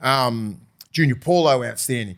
Who's the kid? The lock plays 8 now. What's his name? Hopgood. Hopgood, outstanding. Yeah, he had a rough game last week. Yeah, but he was outstanding this week. I like Hoppy. He's playing in our golf day too. Yeah, Hoppy. mate. It was probably the match. It was probably the match of the round. Yeah. I awesome. reckon. All right. It can't was wait that to watch good. It was back and forth. It was then the drop goal. Toddy Payton went off on Mitchie after the game in the presser and What did he said say? they asked him about if he thought he was diving. He goes, "Yeah, Mitchie's done a few of those before." I can't wait. I haven't watched his. Watch the game. because You're I've been- watching it with more. You know what's going on. I Now had you such watch. a big weekend. Over this city of surf. I was driving to Newcastle for 5 hours. I fucking Fuck, is that yes? on Friday. I had to drive up there, do the game. Like I had a huge weekend where I was just. I can't wait to sit today, and Thought of tomorrow. catching the train up to Newey, so you can do a little bit of work on the way, and on the way back. That's not a bad shout. Yeah, you can get straight off at fucking Broadmeadow and straight there, and then straight home. But you know what? It's a punish on the way home. Not really. You're not going to be caught in the traffic or anything like that. It's all right. not You a sit bad there by yourself. I think I've got one more game at Newcastle Yeah, this year. just say next year or something if you're Yeah, doing that. yeah, Just that is a good get shout. on the rattler. Spencer. Toddy Payton, yeah, so Toddy Payton presses, so we'll watch that after. Mate, that's it. Good round of footy. Good It's round all of coming. footy. It's getting better. We'll see you on Thursday. Yeah. I'll have an in-depth look at this for myself for a little bit on the Eels for Cowboys. Get those questions and answers in, boys. Q&As are good for Thursdays because love everyone's it. got an opinion after this episode. So let us know where you think. And whatever mistakes we made, let us know in the Oh, comments. by the way, little shout out too. If you're in New Zealand, I'm going to be on the League Lounge with Shawnee Johnson tomorrow. Oh, yeah, another Fly- another shout out. I did the Bros and Cons, Yep. the podcast. Oh, okay. So I did that last Tuesday. So these are the young Tongan brothers out west. They were in that what's that group? 21 District? 21 district, right? Yep. So they're mid 20s, all went to jail, right? Yep. So they could have come out, doubled down, and really like got back into the streets. Come out, all three of them just went, look, we're not sending the right message to these young brothers, Polynesian, Lebos, or whatever. Now they're coming out. Their podcast, get on it, Bros and Cons. So I did it on last Tuesday. It'll be out this Friday. Yep. And I said I'll give them a good shout. It was outstanding. Just talking to them about their growth, like because as I said, they're in their mid-20s, man. They're not. People don't usually learn their lessons till they're like 40 or 50. And so they could have went back in, but they understood what was going on. They understood what they were doing How influential they are. Yeah, and how influential Yeah, they are. So yeah. I was sort of like nearly interviewing them about what happened with the postcode wars and that. So it was very interesting. Okay, awesome. Looking So forward make to sure that. you get onto that. It'll be out on Friday. So Bros and Cons. All right, we'll see you on Thursday. All right. See you guys.